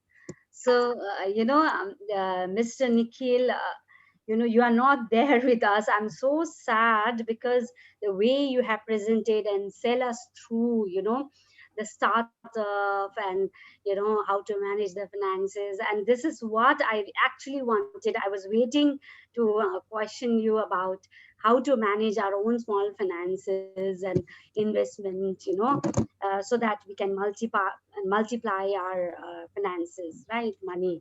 So that is what is left. So I'm I'm really thankful that you have given such a wide spectrum of knowledge to our students about startup ecosystem, You have related that to Maslow theory, your own Fintalks, how you have come from a very humble background, but you had this zeal to, do your businesses, and you are up to even influencing a lot of youth. So youth, I mean, take number from, Dr. Anna, and then take his number and go after him, learn the tactices, learn the skills, build up your confidence, and do not get bothered and hassled with all that pandemic situation, and how it's really bothering the country and the whole world. Be focused and go ahead and, rule the world, you know, with your businesses. But the thing I would like all of you to, take note of is, even though you become a big business person, never ever give up on your human values. The trust, the integrity part, the truthfulness, love, affection, empathy, belongingness. You should always keep it intact, as that is being kept by Reliance, Reliance India, Tata, Premji. These are a few examples we have how we are millionaires and billionaires, even though they are, multiplying their finances, money, but still, their human value is all intact. So with this, I would like to thank Nikhil, Mr. Nikhil Prabhakar. Thank you, and I would really want you to come back again. And anytime me or Anna, Dr. Anna, any one of us, would host some program, you are going to be remembered for sure. So thank you so much from the bottom of our heart. Okay, now Thank should you. we go in for the Yeah. second one? Nikhil, sir, thank you As so we much for being there. So I'll definitely Yeah, make sure. sure that sometime later we call you again to guide our students and youth for financial other matters. Thank you so much. Thank you. Bye. Take care. Okay, so we can go with the next speaker. Yeah, Dr. Chandrakala. uh, but Dr. Anna, has he Yes, joined? the next speaker is here, Deepak. He's joined. Yeah. So please go ahead. Okay, okay. Uh, okay. But he's not switched Uh, on. Kindly, if yes, you we can can switch on request your camera. Mr. Deep Moina Yeah. Dwara to switch on your camera, please, sir. Okay. Nice to see you. Yeah. And I will run his slides. So you can Yeah, just you're from Assam, Okhomia, right? Yes, yes. from Apni Government of Khomor. Kerala. You're Yeah. also okay. And I'm from Sikkim, basically Okay. born in Sikkim but brought up in Delhi.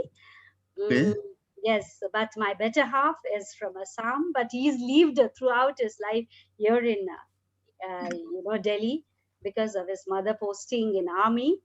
So, but still, we are connected to our root, and I'm very glad to welcome you.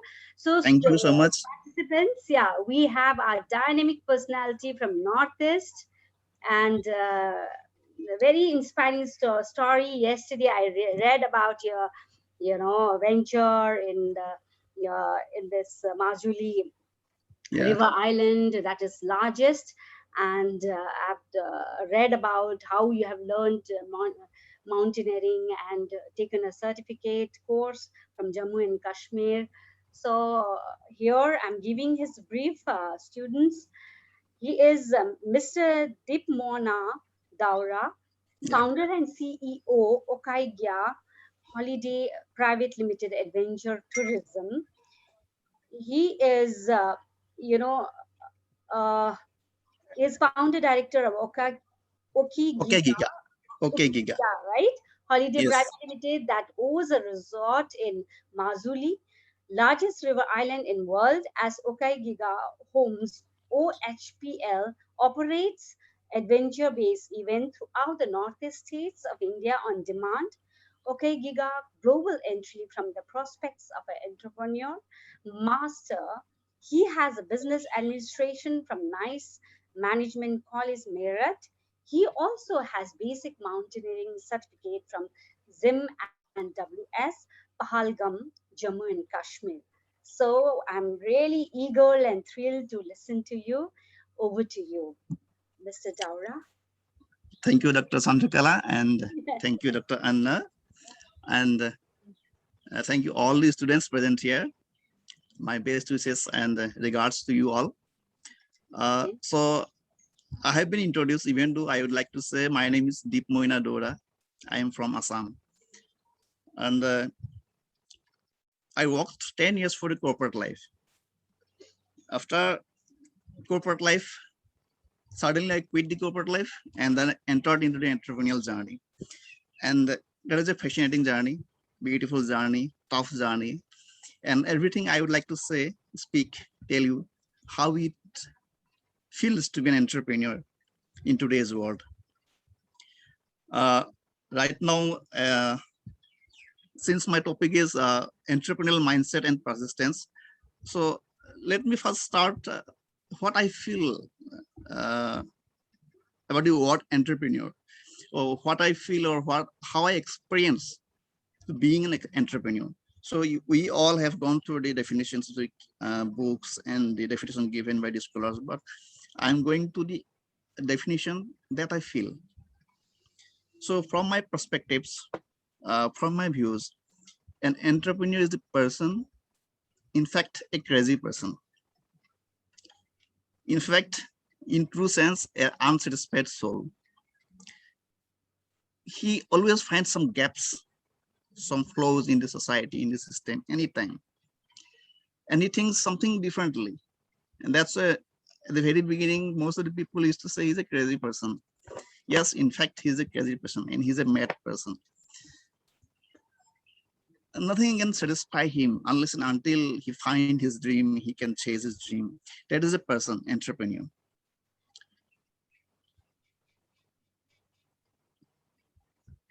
If you want to feel who is an entrepreneur, you have to be an entrepreneur, in fact. You cannot go through the books, you cannot go through the definitions, you cannot explain what is actually that is. It is a very exciting journey. It is actually, being an entrepreneur is an adventure, in fact, in life.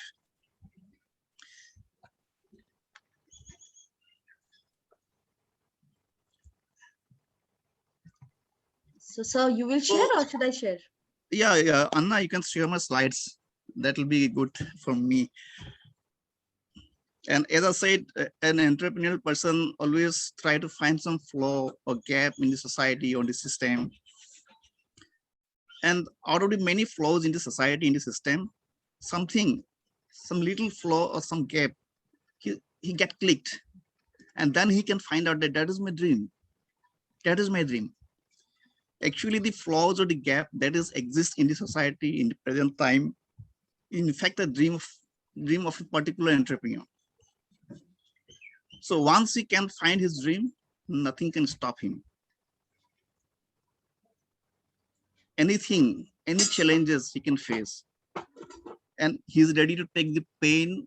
And in fact, you can say the pain is more addictive for him, because being an entrepreneur at the very initial stage, it is only the pain, pain, and pain. You can say it is going to the gym and having the pain and getting stronger. So that is the same thing here. You start to be an entrepreneur, embrace the pain, and with every pain, you become more stronger. So pain is the first intake of an entrepreneur. And as he starts the entrepreneurship journey, as he finds his own dream, then first what he does, an entrepreneur does, he builds his own world within himself, within his own mind. So that world is not a beautiful world, in fact. It is a completely scrapped, completely messy. And I can bet you, most of the entrepreneur get the rejection at the very beginning from his very families, maybe parents, maybe children, maybe brothers, maybe sisters, or maybe wife, husband, but nothing can stop. He has found his dream. He has built his own wall, a scrap wall, a messy wall. Now he is into the run to build that world for the others, for the society, to give back to the society.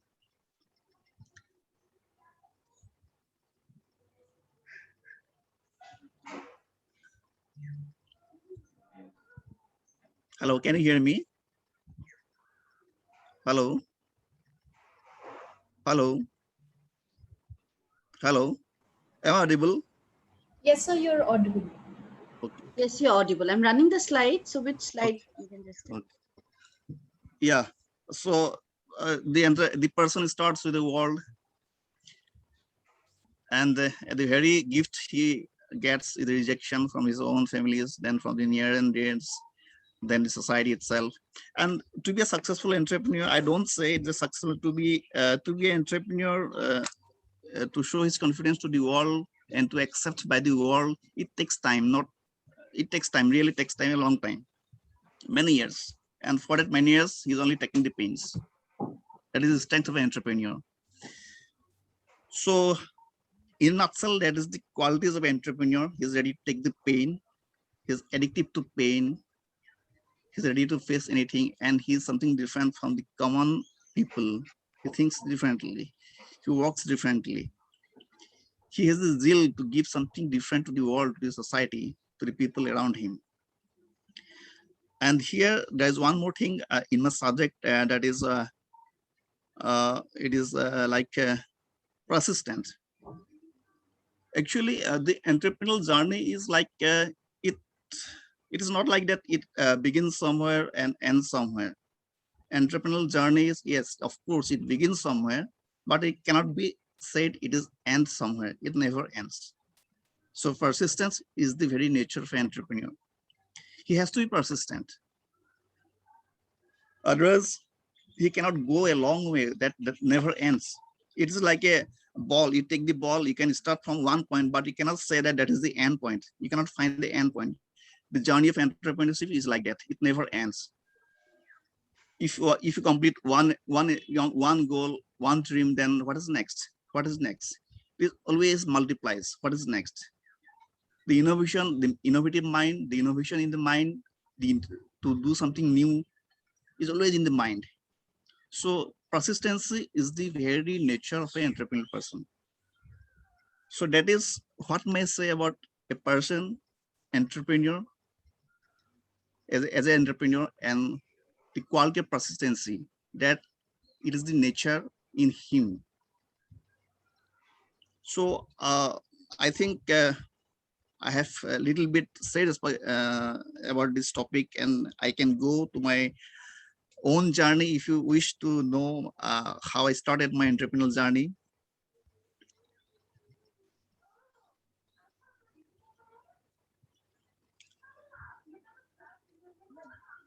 So it was 2013, October 2nd. I quit my job. I was working for 10 years after completing my MBA. But during those 10 years, I could never feel that that is what I'm doing is the right thing for me. What I am doing is the best thing that is made for me. I always think that no, I'm not doing what I want to do actually, what my mind, what my zeal, what my soul want to do it. So always that always hints me. And so after 10 years, nearly 10 years, a decade, though I was successful in my corporate life, I just suddenly quit my job. And when I quit my job, believe me, I have no savings. I have a child. And at that point, the first thing I got, you're a mad, irresponsible, you're stupid. All these words. I'm sorry to say all these words, but that is the words I could heard at that time. Because having a child of 3 years old without any savings, how can you leave a job? How can you leave a job that where you are successful? Yes, I did. I left the job. And at that time, I don't have any planning what I will do, what I'm going to do. I come back my home place. I, I took my car and I was driving in the hills of the mountains, hills and mountains of the Arunachal Pradesh. And suddenly one day, I think you have heard the name of Tine Mina, the first lady, Mount Everest, who climbed Mount Everest I forgot the year. So I met her. So uh, we have discussions about many things. Then she proposed me for a trek. They will go for a trek. Until then, I have no idea about trekking. I have never thought of going for just adventure activities. So I just blindly I say yes. That is a small trek. Um, it is called Mihao Lake Trek. It is in Arunachal Pradesh in Mihao. You start from the morning and reach the lake on the mountain top by the evening and camp in the night and come back next day. So I did the trek, come back, and after completing my trek, I just felt that that is the thing what I'm thinking about. That is the thing what I'm feeling for. At the time, I felt that yes, I can and now I can see what I want to do. Coming back home, I just Google and I tried to do something uh, to know about what is mountaineering, or how I can go for a trekking, what is adventure, how I can take training on these things. So, and I tried to continue to discuss with Tine Mina because at the time she was my inspiration. So after some times, but at the same time, since I didn't have any savings, it was very difficult for me to run my daily lifestyle. I was taking loans from my friends from here and there, and the burden of loans was so increasing, and it was become very troublesome for me. It was very difficult for me to run every day. So one day I decided to lease my car, and then I decided to reach my previous employers and propose them that, sir, I will do one thing. I will conduct the conferences and events. Give me the contract. I will do it for minimum margin, and I will do it in a different way, not in the hotel or resorts like this. Initially, they did not agree with me, but later on, I got one contract from one company, my previous employer. So I took the event. You have heard the name, I think, Brahmaputra River. So I took the team there. I made the conference in a houseboat, and at the night I made them spend in camps, tents inside some dome tents. So it was very fascinating for them. It was successful, and since I worked for 10 years in my life, I have never found any adventure flavor in any corporate events. And I can say that, proudly say that, I was the first person to introduce something adventure flavor to a corporate event. That was the successful event. And later on, I got another 2 or 3 events such from other companies also. And for the second time again, what I did, I got another event from one company and I tried to book the same houseboat. So this time the boat ignored me. And at that time, just I got the click. So I will make my own boat. So that was the challenge for me. But when I was thinking about I will make my own boat, so at the time I didn't have a single penny. But I met one person and we went to Arunachal where boat making factories, local factories are there. So I contacted one manufacturer and he asked for advance. So at that time, I was having only 3,000 or 14 something that I borrowed from a friend and offered him that amount. So he throw it like this. He said that you are giving me a big contract and you was offering me this kind of advance, so I can make it. You can feel the, you can imagine how embarrassing was that situation at that time. My tears rolled out from my eyes, but I can lose. I tried to convince him, and he convinced, and he made the boat. Anna, can you please show the boat in the slide?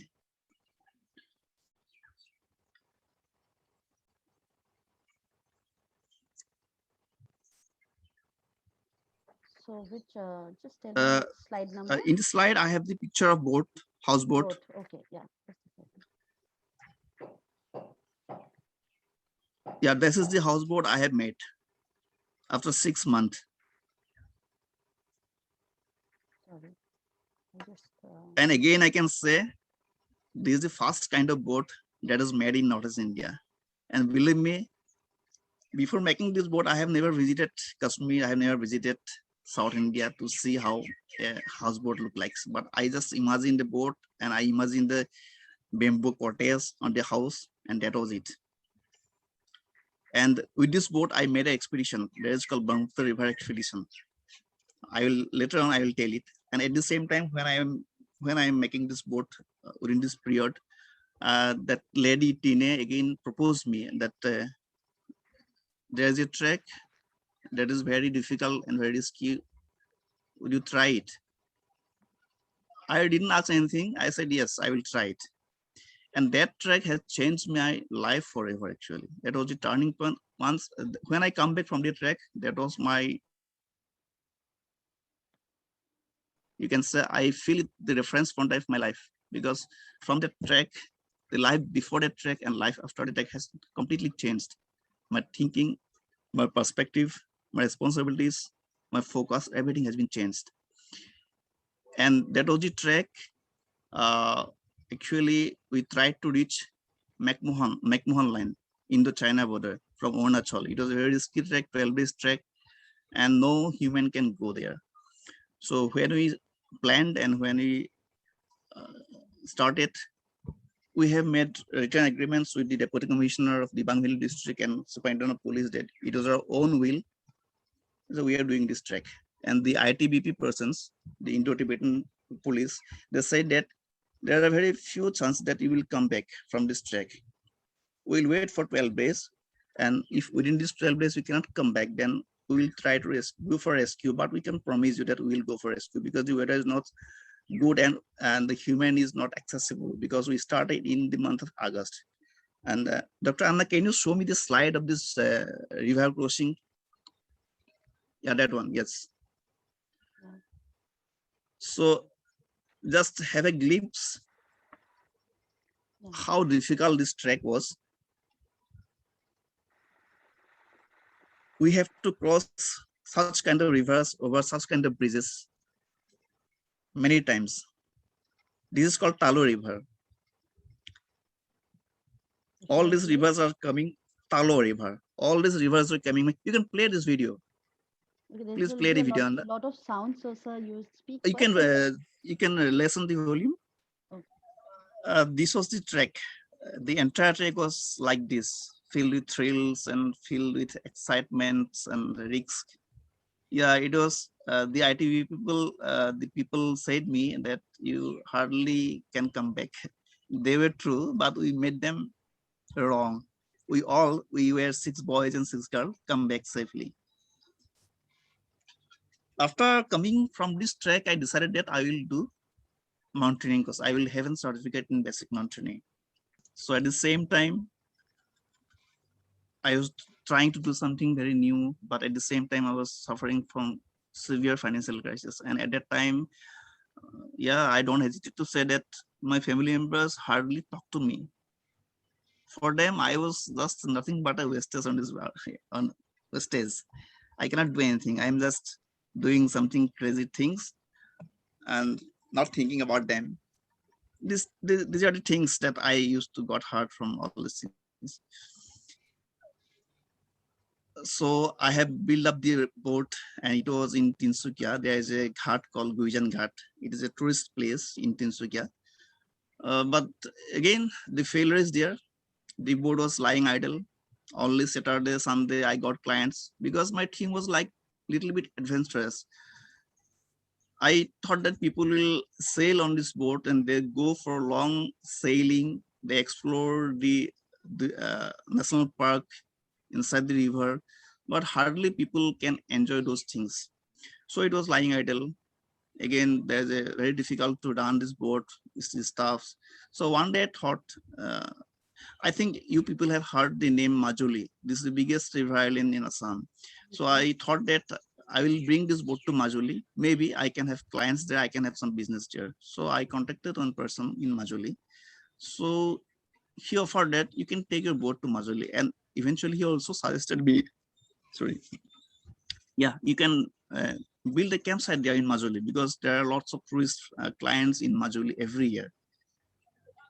Yeah, the idea is good.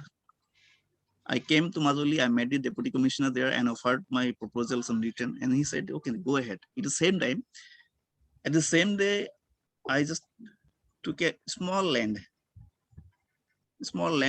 for lease to make this campsite. And after 7 days, I put 11 tents, camping tents on the land side, and started my tourism activities there. I tried to promote my campsite there.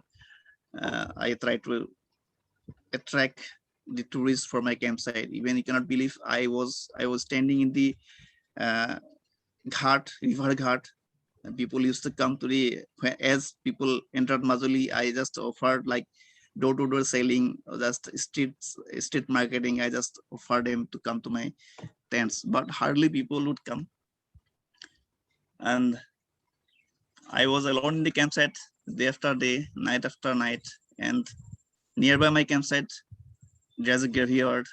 I was sitting alone, sleeping alone. I didn't have any stuff. And in fact, I don't know how to make food, but I survived somehow with some neighbors. They take care of me and my meal and all these things. And I hardly got some people, uh, 2 or 3 people in a month, but that is not enough to run a campsite. Again, frustration, depression, all these things have come to my mind, but I never thought of giving up everything. But during those times, what I observed, I was visiting nearby campsite, nearby lodges and resorts. I observed that in Majuli, the tourists, the kind of tourists, they're a little bit different. 50% of the tourists are from foreign countries, and they come to Majuli because of this environment, because of this pollution-free environment, because it's very peaceful. So they want to stay for Majuli for a longer period of time. They want to work from Majuli remotely. They want to explore their own talents. They want to share some of their expertise to the villagers. So I have noticed this kind of things, that yes, there are a little bit different kinds of tourists in Majuli, but I have seen that no one in the Majuli, no one the existing resorts have uh, seen these prospects of the tourist. So I decided that yes, I have to make a permanent campsite or permanent resorts in Majuli with this theme that you can come, you can live here, you can work here, and you can share your expertise. So that is my theme now. That is my trademark logo now. Say a hub to live, work, and share. So I was observing, I was doing research because I had nothing to do there, hardly any clients. So I was thinking and planning all these things. Now the thing is that how can I have a land when I have no business, no money? And it is said now, uh, when you think for a when the desire is very strong in you, then the whole universe, Will conspire. yes, Work, conspire to yes, get it, and that happens to me. So one day, I met my co-founder there only in the campsite. So she's a lady. One day, just she visited my campsite, and without anything, next day she offered me that I will invest in your campsite. And at the time, definitely she had some savings. So I had not explained even anything to her, just what I'm going to do. She just said that I will invest in your projects. Whatever you want to do, I'll be with you. And that is the beginning of my new era. So from that day, we both travel a lot throughout entire Majuli to find a permanent place, to find a location. But I could not find anything. So it was almost 5 to 6 months. We were trying hard to get land in Majuli. No, nothing come out. So one fine day, there's a small river called Lohit River. That is the boundary river of Majuli. So I generally go for a run in the morning along this river.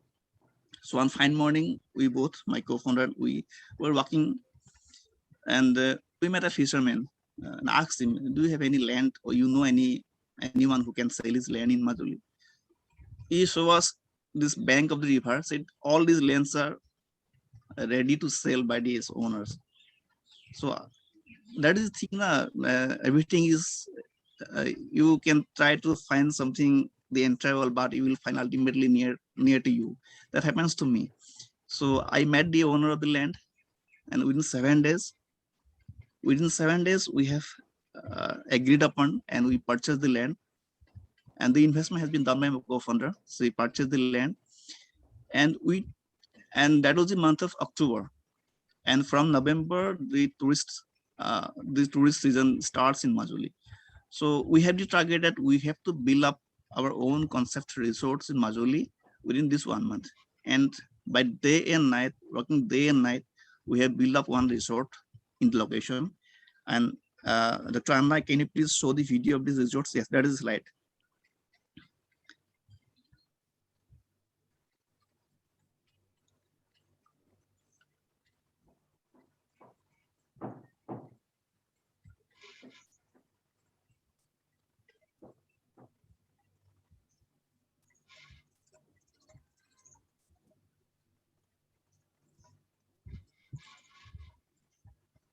You can just increase the volume also.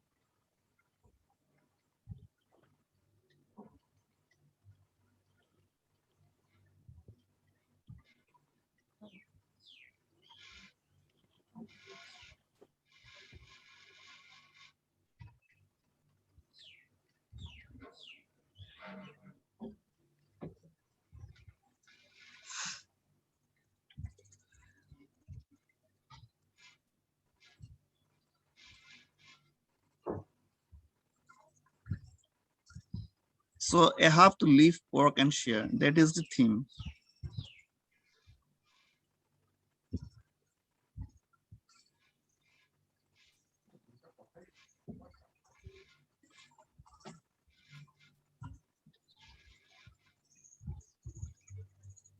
Yes, that is the concept that I found during my loneliness in this campsite.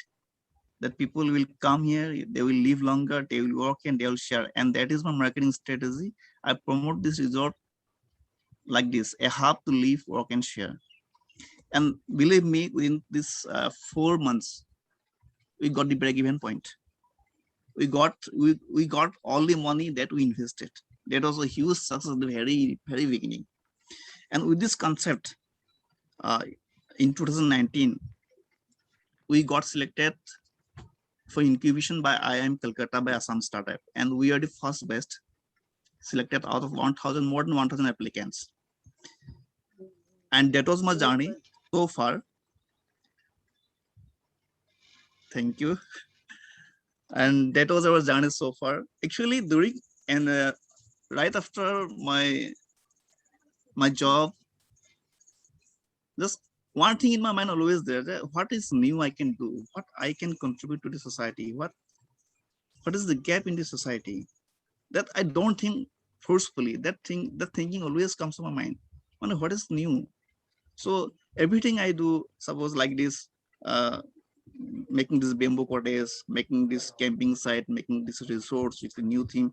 I think everything is very new for me. And you can believe me, uh, during the campsite, I approached my corporate life, the previous employers, and tried to bring them for events to Majuli. At that time, again, they ignored because till then, no one was coming to Majuli for any conference or any events.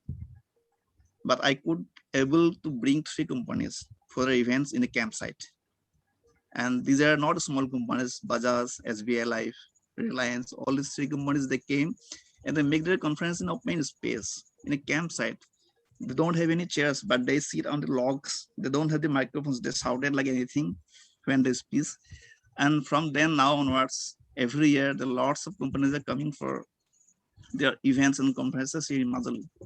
So everything, I think everything, an entrepreneur, to be an entrepreneur, everything, it should be new. Thinking should be new. The purpose should be new. The the work should be very new style. That is the entrepreneur. That I feels. That is my feelings regarding my entrepreneurship and my journey. So that is my. I think I can wind up my speech here. Okay. Thanks a lot. Yeah, Deep Monia. Deep Moina Dora.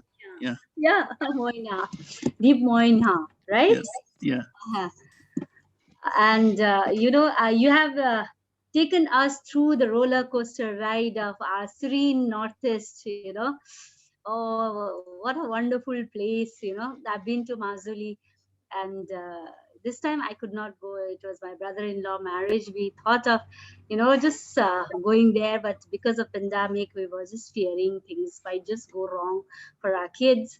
So we just didn't do. So we missed out on the visiting your site as well. So next time, sure, we will come. Please, And such please. wonderful, I mean, you are in corporates, and you are going very successful, and all of a sudden, like, you said about like every new venture should start with some craziness, right? Yes, Yes, for every to achieve every in every walks of life we need some craziness, even for our faculties. If Dr. Anna can agree right. to me that even for educators, we've got to be a little crazy, with a Yes, book and so many things, so and just before you, Mr. Nikhil from Fintox, he presented and he said, in order to kind of be successful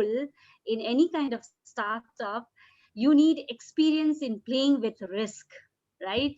And you should be the first mover or start very early, right? So you did both the things. So hats off to Mr. Nikhil, who has given 2 pointers to go ahead yes, as a startup person to make it successful. And you said you try to meet tourism with adventure, and that's really great. And everybody wants to, kind of uh, add both the things so that their success, their success would have 100% of surety, right? right. So, I mean, you have already shown the risk. I've seen how you have ventured, into all this near to MacMon line, and I mean that's border of India and China. Even I've been, because Sikkim is close to this Yeah. China border. So I've got, and I know how risky it was. We were a group of scientists, ISRO Mhm. scientists. I was inducted there to do some research work. So, and I know how risky it was. So, what kind of risk, if you can just, with a word of mouth, if you can share, what kind of risk you have taken? Yeah, we have seen, if you say about that kind of trekking, that I have come from the mouth of death, you can say. And at that time, honestly speaking, I was the last to cross the river. And actually, that trekking was in Divang Valley Wildlife Sanctuary. It is so deep and so dense that you cannot see beyond 10 feet even. Uh-huh. The jungle was like that. And it was completely no man's land. You can Oh. see in the Google map, Divang Valley Wildlife Sanctuary, you will only see the greenery and the mountains, and nothing but completely hills. So while every time I crossed the river, I was the last person. Only one thing in my mind, that the 6 boys and 6 girls, the others were taking this risk at my own, at my words. Actually, I have Mm-hmm. convinced them to come to them. So it was my first thing is that I was not thinking about myself. I was not thinking about at that time, not my family, not anything, because I will be emotional. I'll be maybe may lose my feet. So I was thinking that these 11 guys should cross first, and lastly I will. And the entire this crossing time duration, I was just praying God, make them pass safely, make them pass safely. And at the last thing, I thought of myself, just let me now allow me pass safely. And with the slightest of second, with a single of you can uh, wrong step, just everything can be finished at the time. So when we come back to the base camp, the ITBP people, they arranged dinner for us because we come back safely, because they didn't expect us. They will come back. Oh my God. Okay. So, yeah, Mr. Dara, as I read here that your Okai Giga Holiday Private Limited, it got incorporated on 27 June 2013, and it got created in 2013 as adventure tourism. Yes. Yeah. So how did you, kind of think about combining tourism with adventure? How In how fact, how? So what is the inspiration that you had to bring up this two, beautiful world into into one? Sorry. yeah, actually I wanted to speak. I forgot to speak. Thing is that actually tourism and investments are both are the same, and there are Mm-hmm. many parts in tourism: leisure tourism, religious tourism, festival tourism, and like this adventure tourism, where only adventure activities are taken up. So how I got the inspiration, actually something I think that entrepreneurship, the mind of entrepreneurship or doing something new comes with by part, I think. Because I remember Mm-hmm. when I crossed that river, when I come back from that trek, then I remember many things during my childhood. So there's a location called Dhemazi in Assam. So from Okay. Dhemazi. So from Dhemazi, Imagine. you can see the hills of the mountains. So when I was in class 7, I went to Dhemazi to my auntie's house, and my cousin brothers were a little bit older than me. So I always asked them, take me to the hills, take me to the mountains, take me to the mountains. But I thought that they are very near to us, but it is not so near. I was always, from the very child, I was always just getting attracted to the mountains. And when I was in Guwahati, in during my corporate life, almost in Saturday, Sunday, we come back to Meghalaya, Shillong. Uh-huh. And I used to speak to my wife, one day I will come here and one day I will climb these mountains. I will climb these hills. These things are from my mind. I was speaking all these things from my own, without any sense. I don't know how it came. And then my wife used to say, you are a crazy person. You are a mad person. You are doing job and you will be coming to trek this mountain or just climb this mountain. But those words always come to my mind. When I see the river, just I want to cross the river. Like then when I entered this journey, when I come back from the trek, then I can relate those things. Why I was asking my cousin brothers when I was class 7 that take me to the hills. When I was saying that I will climb the mountains in the hills in the mountain Meghalaya, those things then come into mind. I can connect to those talks that yes, some feels, some inspirations comes from the inside. You cannot Okay. take inspiration from everything from outside. Something that is given by I think the super implanted in it when it get born. And I feel that that is my inspirations from my within. Mm-hmm. And I want to experience others that what I experience, what I feel, what is the wow factor in life. You taste it, you experience it. That is my take to others. Mm-hmm. Okay. Such, experience based, answer you have given. And, other thing is Isha Agarwal, who is participant here, would like to understand that, see, this is a pandemic time, and you know adventure and tourism, it requires customers, right?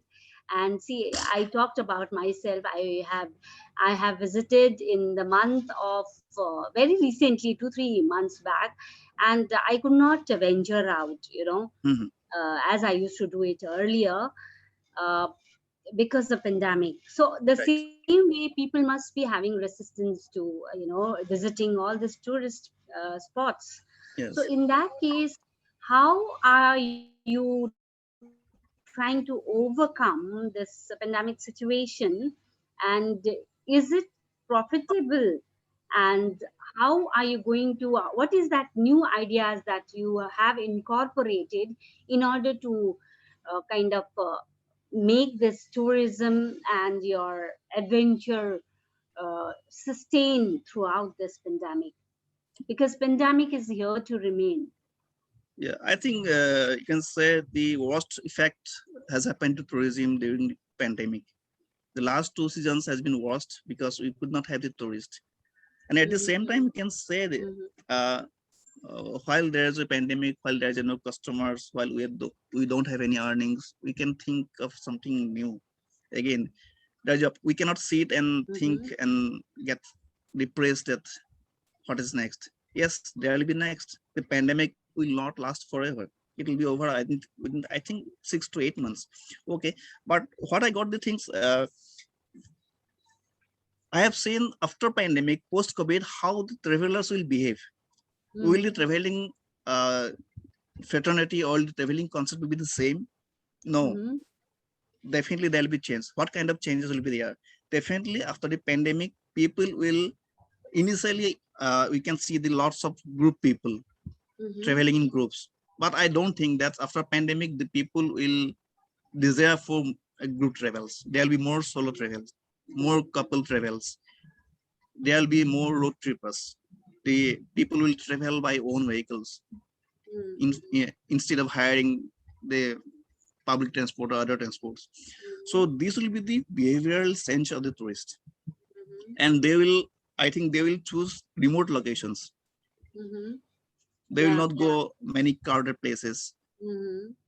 So these are the points that I find it out, and accordingly, I have started marketing these things because Majuli is a little bit uh, very less populated, not crowded, rural area, and my place is already like this. Now you can take your own vehicle, you can park here, you can take your own tents, you can pitch your own tent if you don't want to use Mm-hmm. the cottages. If you think that these are not hygiene, then you can pitch your own tent. And I'm also having some tents. If you ask, then take the tents. And I would like to say, people used to say me, ask me somehow, is it eco-friendly? Now, right now, I used to say that it is not eco-friendly, but it is couple-friendly because I have seen because I have seen people are not traveling in groups now. People are traveling in couples or in solo or in family. So I have already started marketing in that way, assuming the changes in the behavior of the tourist. Uh-huh. Okay, that's great. Uh, okay, Deep Moina, Mr. Deep Moina, another question for you is, you have talked about how, for every innovation and enterprise, you've got to have the zeal to take pain, right? Yes. And you have even emphasized on how you are combining adventure with the corporates, you know. So can you throw light on this? Yeah. The thing is that uh, everyone resists change. Yes. We don't like change. So if you want to do something new, you have to go for a change, and Mm-hmm. you have to make others to believe in that change. And it is painful because people will not accept easily. First and foremost things, your families will not accept the change. Your near and dears will not accept the change. They will say no. They will ask you, suggest you, advise you to stop it, come back to the main thing, come back to the previous, I think, the way of lifestyle. And in fact, that is a pain because it is pain, in fact, this way because you dream for that, and Mm-hmm. people are saying, stop it. How can you stop your dream? That is painful. And when you start something new, hardly anyone there to support you. You may have many problems, right from financial problems to communication problem, networking problem. You have to do everything.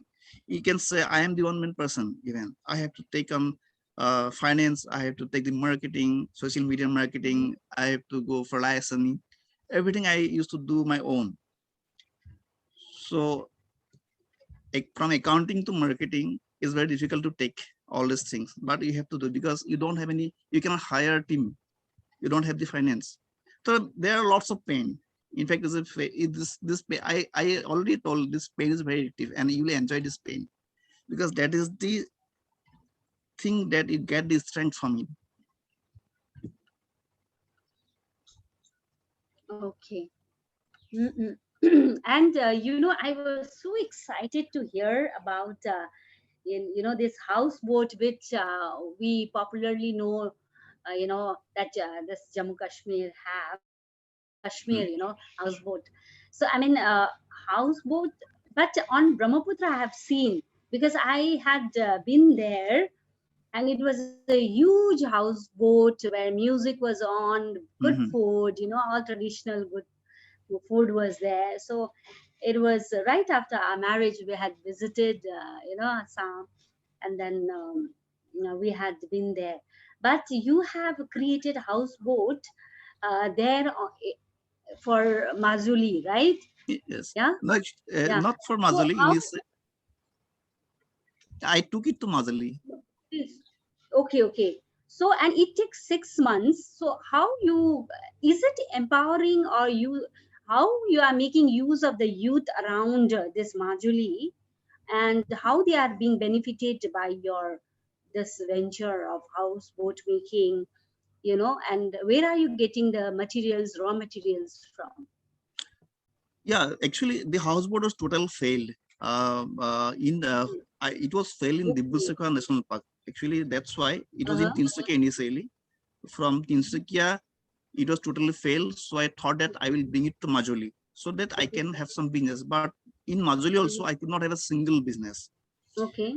And actually, that was the exciting part is that we were sailing across the Brahmaputra two Okay. nights, 3 days, and Mm-hmm. we are camping in the night in the middle of the Brahmaputra, and that was actually that was exceptional experience, in fact. So from boats, I can say that it total fail, 100% Mm-hmm. fail. But Mm-hmm. right now, regarding the present involvement of the youths of Mazali, Mm-hmm. yes, with my resort, present Okega Homes, I have Mm-hmm. employed at right now, even during this pandemic, I have Mm-hmm. 10 staffs, one manager, suppose, and cook and staffs. Mm-hmm. There are four residential, three contractual. I am giving employment to 10 families, Okay. direct families, and Great. indirect families we can say more than 15, because construction work is going on, renovation is going on. In many ways, people are engaged here. And I also encourage the local people here, mainly the handloom and handicrafts, the women, sir, to promote their products to my clients. And I promote from my end also. I take the clients to tourists to their homes to show their workshops, and people get impressed and buy their materials. And you asked about the raw materials of the houseboat, Mm-hmm. isn't it? So it was Mm-hmm. made in Arunachal Pradesh. In Okay. Arunachal Pradesh, Uh-huh. it's a just there are many places in Arunachal Pradesh, and many experts are there who can build these boats. So I built it in Arunachal Pradesh. Mm-hmm. So I mean, bringing all the raw materials from Arunachal Pradesh must be very very costly for you. Oh no, it was made there only. Then we sell it to first Tinsukia Okay. Okay. from Arunachal through no, Dihing River. You can say there is a Dihing Uh-huh. River. It was made in Uh-huh. the bank of the river in Arunachal, and after completing, it was sailed to Tinsukia. And in So what is Tinsukia, the overall cost of this houseboat? yeah, at that time, it was nearly 6 to 7 lakhs, and everything I Okay. did it on credit with loans. Mm-hmm. Mm-hmm. So here, I last think, question. Chandrakala Will ma'am, Doctor? yeah, it's not a question. We will do with the next question, since is saying, uh, Uh-huh. food from Arunachal, a lot of furnitures are being made, and like sir has used it. I think in Delhi also we get a lot of, people are using furniture industry. So Uh-huh. there's something unknown. But then as the way he's built a houseboat, the furniture, all this in the expo also we go and see. So we'll take the last question and then we will Uh, close the session. Okay. So here we have a faculty, Dr. Alka, saying she has been very, very, enthusiast, enthusiastic, participant. So she wants to ask about your work-life balance. How? Because I know businesses that takes away a lot of your time and energy. So by the time, and you hardly have, time to come back home. Sometimes you miss out on your many things at home. So how do you manage? Yeah, actually, you can say right now I have the support. Mm-hmm. And I was adamant from the very beginning, and Mhm. today also I am very adamant. I don't give up my own plans and programs, and my family Mhm. is now they have accepted that he's the person like this. He will do this work, and after that he will come back. So during my works, they never disturb me, and I have an agreement, verbal agreement. Don't ask about my work. See the result only, and Okay. don't disturb when I'm in work. So that is the thing, verbal agreement, and I'm lucky for that. That I got that agreement done. Okay. With your wife. Yeah, and one So more that thing to rightly being make. said, rightly being Yes, said, every successful man has a strong woman at the back. So I yeah, can say two women now. Two women. One yeah, is my yeah. co-founder. Without her, I don't think that I could have built up this resort because she was just investing money without asking any question. I don't know what she found in my project, but she invested. And yeah, today is that blessing from that lady also. See, And one more thing, to balance my own mind, I regularly do yoga and meditation. And oh, that is, in fact, I can forget to brush my teeth, but I will not forget to do meditation in my yoga and my pranayama. and that's very good for your mental health. See, a very strong message from our presenter goes out to you, participant. Yoga helps you to, you know, even help sustainability in your businesses. So please carry on, start if you have stopped, restart with it. I mean, it's a big jolt. I mean, it's a big message to me also because entirely stopped it. So I must restart. In any walks of life, yoga helps. Huh.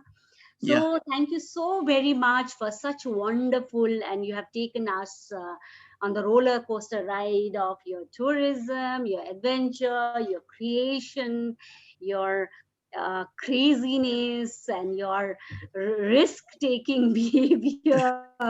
Map one line, and Indo-China border where you have gone and risked your life, and you did not. And one thing that what every successful person has is conviction on his mind, that I will do it, and I'll make it successful. When you said your own life partner was criticizing you for having left the lucrative corporate job, so I mean there you are. Thank you so much, and thank once you. again congratulations to you, Thank you. Deepoina. I mean, I'm really going to meet you. Of course. So the whole family is going to come to your Yeah, Majuli. please come. Please come. Thank you so much once Thank again, you. and so nice. Yes, please go ahead and you know spread your venture all across Northeast and even whole India, maybe at the global level. And our prayers goes out to you and your startup that it must become the global adventure group. Okay, this Thank you so much. thank Thank you you. so much, Thank you Heroes. so much, Deepoina sir. It was very nice, and Thank you. I think since I've read a lot for the past so many days about you, and thankfully I should thank my friend Ankurita for connecting us. I So also thank her. yeah, so we could feature you, and I'm sure we have a lot of people across India who are coming from local places Right. and smaller places, and every place has its unique nature, history, heritage, culture. And the way Northeast, yes, it is all across India. I mean, even in North Delhi, even in South Delhi, so many Mhm, places to explore. And adventure is part of a startup or a business or innovation. To mhm. think that I need to do this, which is what you were. That's why we put the session as perseverance. We all think that sometimes we believe in something, but we lack the risk, or we lack Yes. the focus, or we lack the strength to go ahead with it. And Right. your entire venture is all about exploring, Right. exploring ourselves and exploring everything that is what we want to do. So I think that is what, after a long journey in corporate life, you took on to your personal journey, and now Yeah. you're giving everyone else a journey through different exploring new places. I'm sure that even when I go back to my hometown, I'll make sure that I visit, and it's a beautiful place, Please come. Please serene come. and very, completely incredible India that we see in many places in India. So I Right. think many of them here who will join can explore those places, and we'll stay connected because there is a lot of times we need in this journey of 20s and 30s of life, we are always Mm-hmm. uncertain. Yeah, And you're right. then this is where the youth can actually get a lot of pointers from your presentation today, Mhm. which is about motivation, self motivation, Right. the craziness that we carry. We are also Mhm. crazy at 40s and 50s, by the way. Yeah, yeah. I did my I basic think, mountain course at the age of 40, at the I think last age. sometimes we become more crazy at 40s and 50s. 20s we were, but then now after a long journey of work life, we think we need to do something more crazier. Yeah. Uh, so that is one thing. And then the risk that, right now also, even I think every day I need to jump into doing this thing which I wanted to do in 20s. And should I do it or should I not do it? So you make us believe that we should do it. Yeah. Go So with your feel, go with your heart. yeah, yeah, we should, before we die, we should do that 100 list or 50 list of things or 10 list of things that we want to do. Though Yeah. it leads to a lot of with youth, the relationship with parents, like you said, personal relationship does get affected, but we need to give the confidence. You Right. have told Exactly. us that finally you've got back, so Mm. we will have ma'am has already given her vote of thanks to you, and I should give my vote of thanks because it was very nice connecting to you, and you agreed to come and grace the occasion. So very nice. Thank you so much. Uh, so I Thank hope. you all. Thanks. Thank you so much. So we will go to Nandini, who will post the link for today's assessment. Nandini, Yes, ma'am. Posted right now. kindly, all the participants who are logged in here, you need to attempt the assessment for today, which is on startups, and many questions related to venture and all. So please, Nandini has already circulated the link. Can you all Uh, confirm? Yes. can I leave? Yes, sir. Yeah. Surely. Thank you. Thank you. Thank you so much for Okay, leaving. nice Thank you. Please coming continue. across. Yeah. Yeah. Please So come. Yeah. Yes. yes, yes, No. definitely. So some Okay, of the Dr. Anna, thank you so much. yes, sir. Yeah. Yes, ma'am. Thank Yes. you so much, Dr. Chandrakala. You have been a great moderator, and the Thank passion that we carry in such moderation in sessions, you. bringing our own self. So you have been doing that. Thank you so much. We'll look forward to another session sometime. Yeah. Yes. Thank you so much for such a nice, workshop that you have planned and organized, and it is going great. Hats off to you. Please carry it Thank you so forward. much, ma'am. Thank Yeah, you.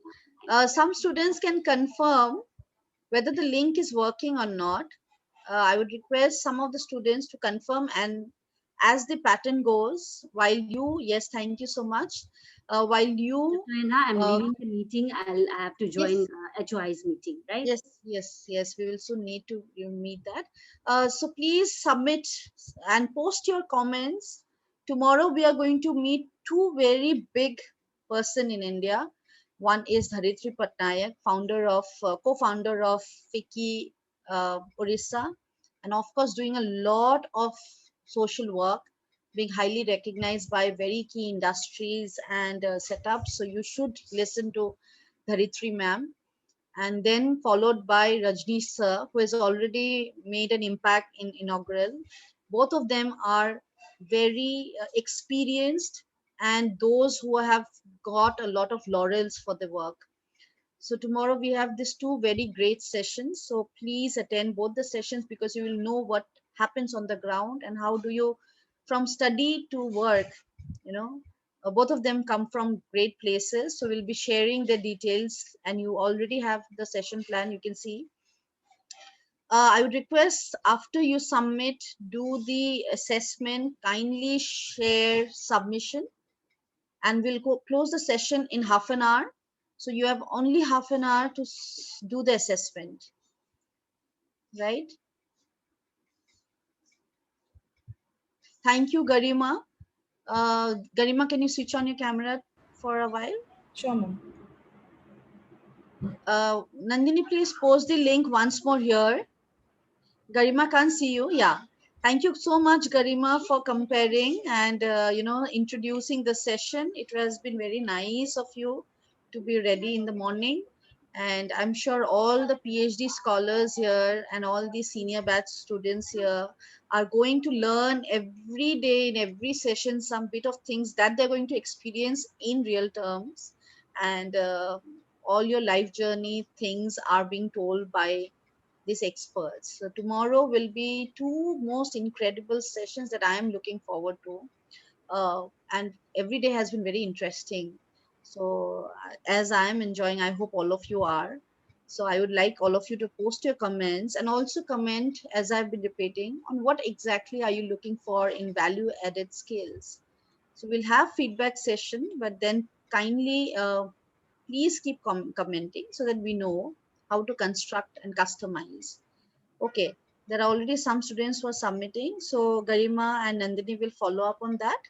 Yes, ma'am. Thank you, ma'am, for giving me such an opportunity, and it was a wonderful event. Thank you so much, ma'am.